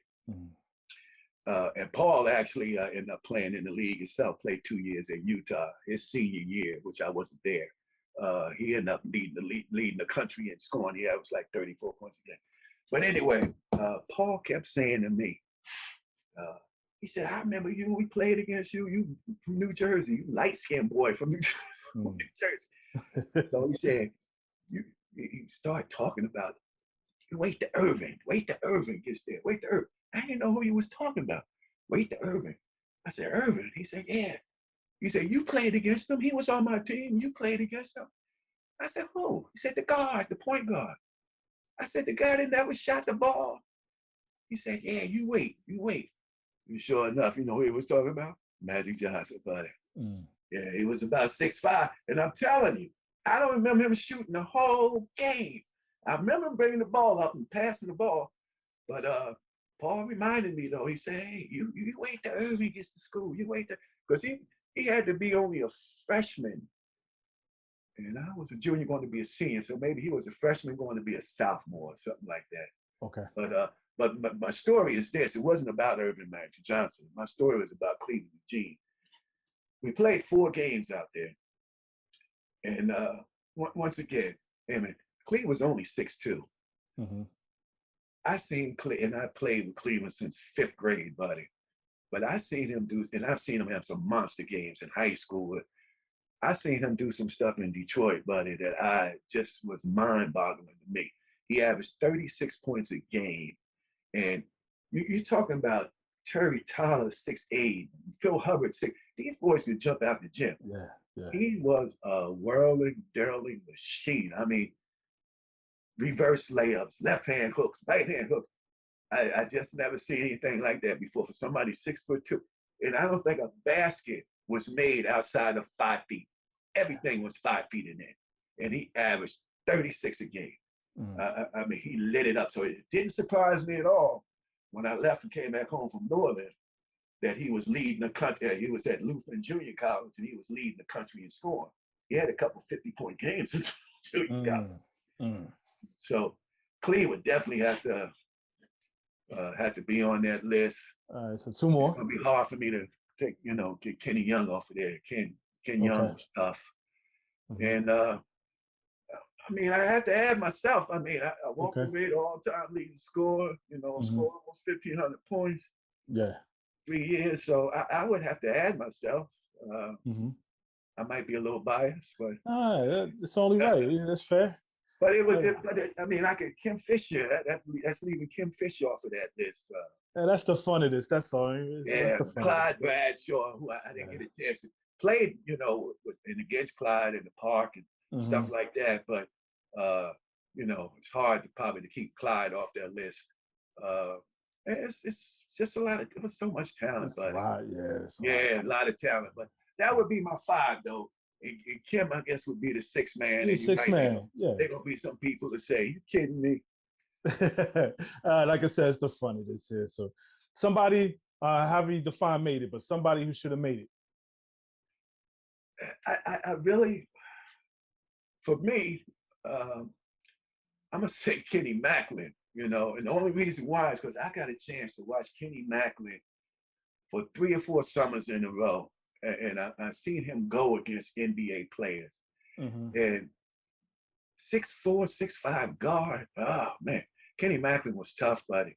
Yes. And he went to Florida State, which I had never had a chance to watch him play in college. But he brought home with him one year to play in the summer league. Dave Cowens. Remember Dave Cowens played with the Boston Celtics? Yes. Yeah, Kenny played with Dave Cowens in college. He brought we didn't even know his name. We called him Big Red because we used to keep score in the men's league. And this boy was crazy. To us, he was crazy because he was, first of all, he was the only white boy in the league. But elbows and diving on, this is outside. He's diving for loose balls on the asphalt. And he had long hair, would have a band he would wear around his head. So in the scores book, because we never knew his name, we would just put Big Red. And sure enough, Big Red ended up being Dave Cowens. But for me, Kenny Young could have had a better career at Duke, but some things went down. He had a very good freshman year. But as far as make it to the NBA, Kenny Macklin, I think Cleveland, and I'm gonna tell you what happened with Cleve. Inside, he was a terror. He was strong. He put that butt on you, and you couldn't move. Had a nastiness with him, just tough, quick. Cleve started messing with his jump shot. He was so damn talented that he started messing with his jump. Cleve had a jump shot in 6th or 7th grade, and then all of a sudden he would see somebody play, and then he wants to shoot like that. And then he'll watch Donald Wells play, and now he wants to shoot like Donald Wells. And shooting is, once again, we talked about repetition. And even if your form is not perfect, you can overcompensate by just getting shots and shots. But you can't keep changing your daggone shot. And that's what he did. And finally, his head got so messed up that he would never shoot jump shots anymore. He just, uh, but if he ever had continued to work on his shooting, Cleo was strong enough and athletic enough to play in the league. I've seen him play against NBA players and give them business, but I mean, give them the business. So Kenny Macklin, and as far as my peers are concerned, I would say probably Cleo probably had the best opportunity maybe to fit in the league. Physically, he definitely could have played in the league. Physically. But he was a jump shot away, buddy. That was it. Yeah, that was if he it. had that jump shot, oh yeah. That was it. Yeah. What's the best part about being you? Just being comfortable with who I am now. Yes. Being happy. Yes. Being happy that the kids are doing so well. Happy that I had a successful business career. And I think I'm just overall. There's some friendships that I regret that I didn't maintain over the years. But you get locked into life, and time goes by so fast, and somebody's name and mentioned it, and you think, damn, I haven't talked to that person in so long, but they're right here and here, brother. But the way things are right now, man, I couldn't be any happier, man. I got one grandchild and another one on the way, and I'm content. I'm happy. Life's good, buddy. Life is good, man. I get my little workouts in the morning, my little walking in, started to do a little stretching, eating pretty good. Yeah, things are good, buddy. Life's good. And the thing about it, just not have to go to that job anymore. Just that's right. My day is my day. You know, my wife sometimes she say, "What we doing tomorrow?" I say, "Oh, slow down, slow down." When the mall comes, I'll let you know. There we go. Don't be making no plans for me. It's all good. Most definitely. A book on your life. What would you call it?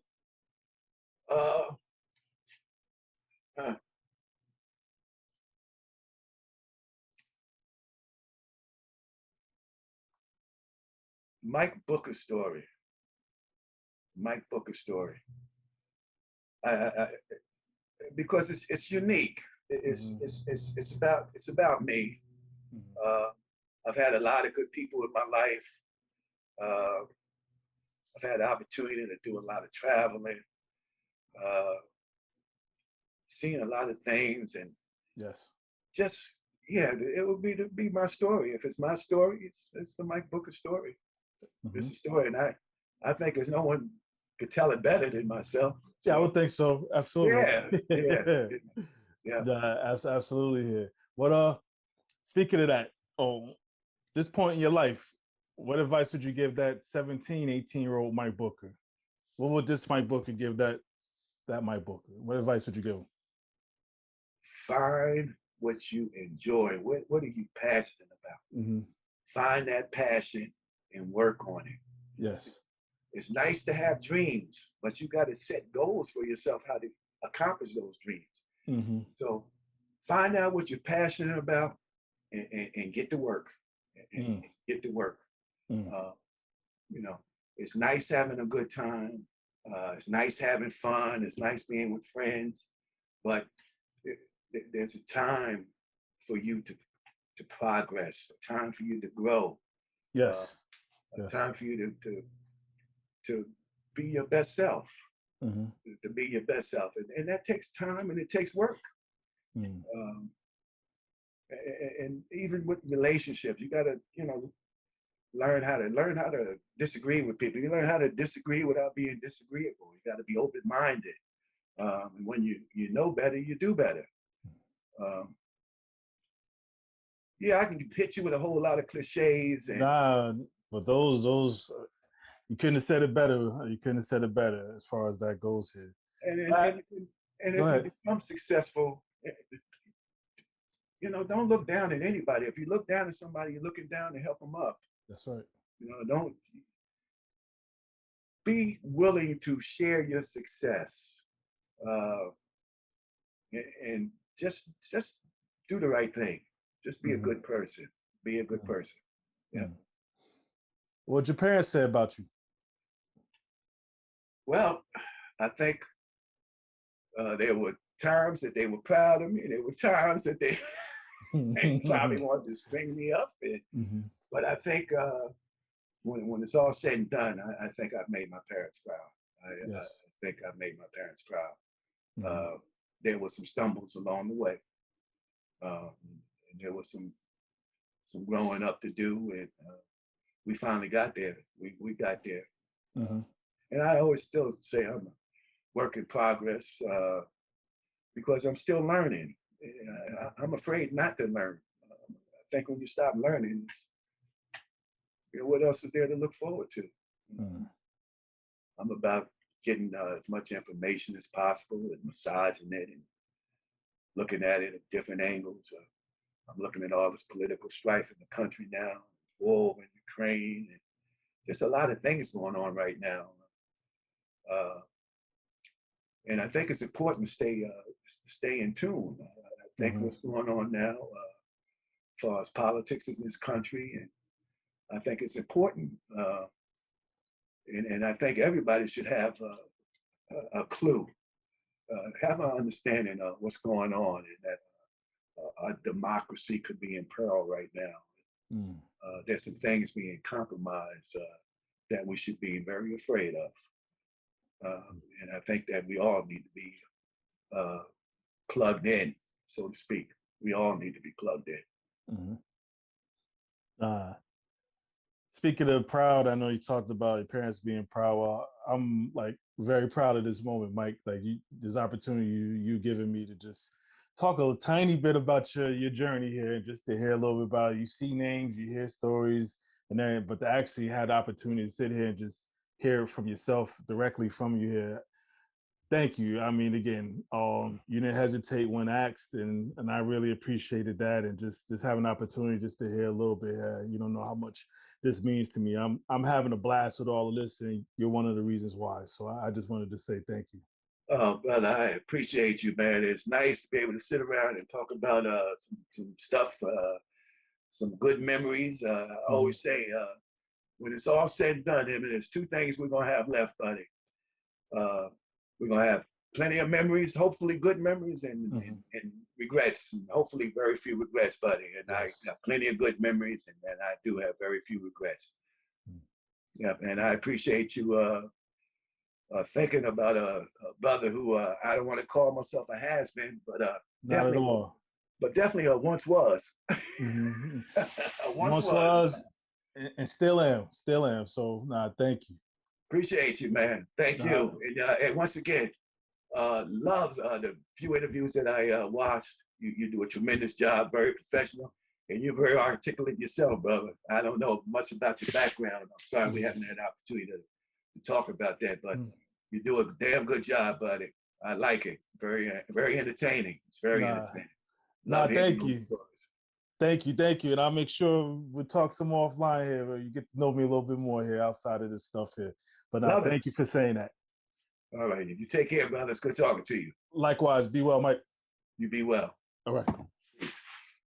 Wow, the joys of doing this, like I just mentioned to Mike, I'm having a blast. So thank you for that opportunity, Mike, just to share a little bit of your world.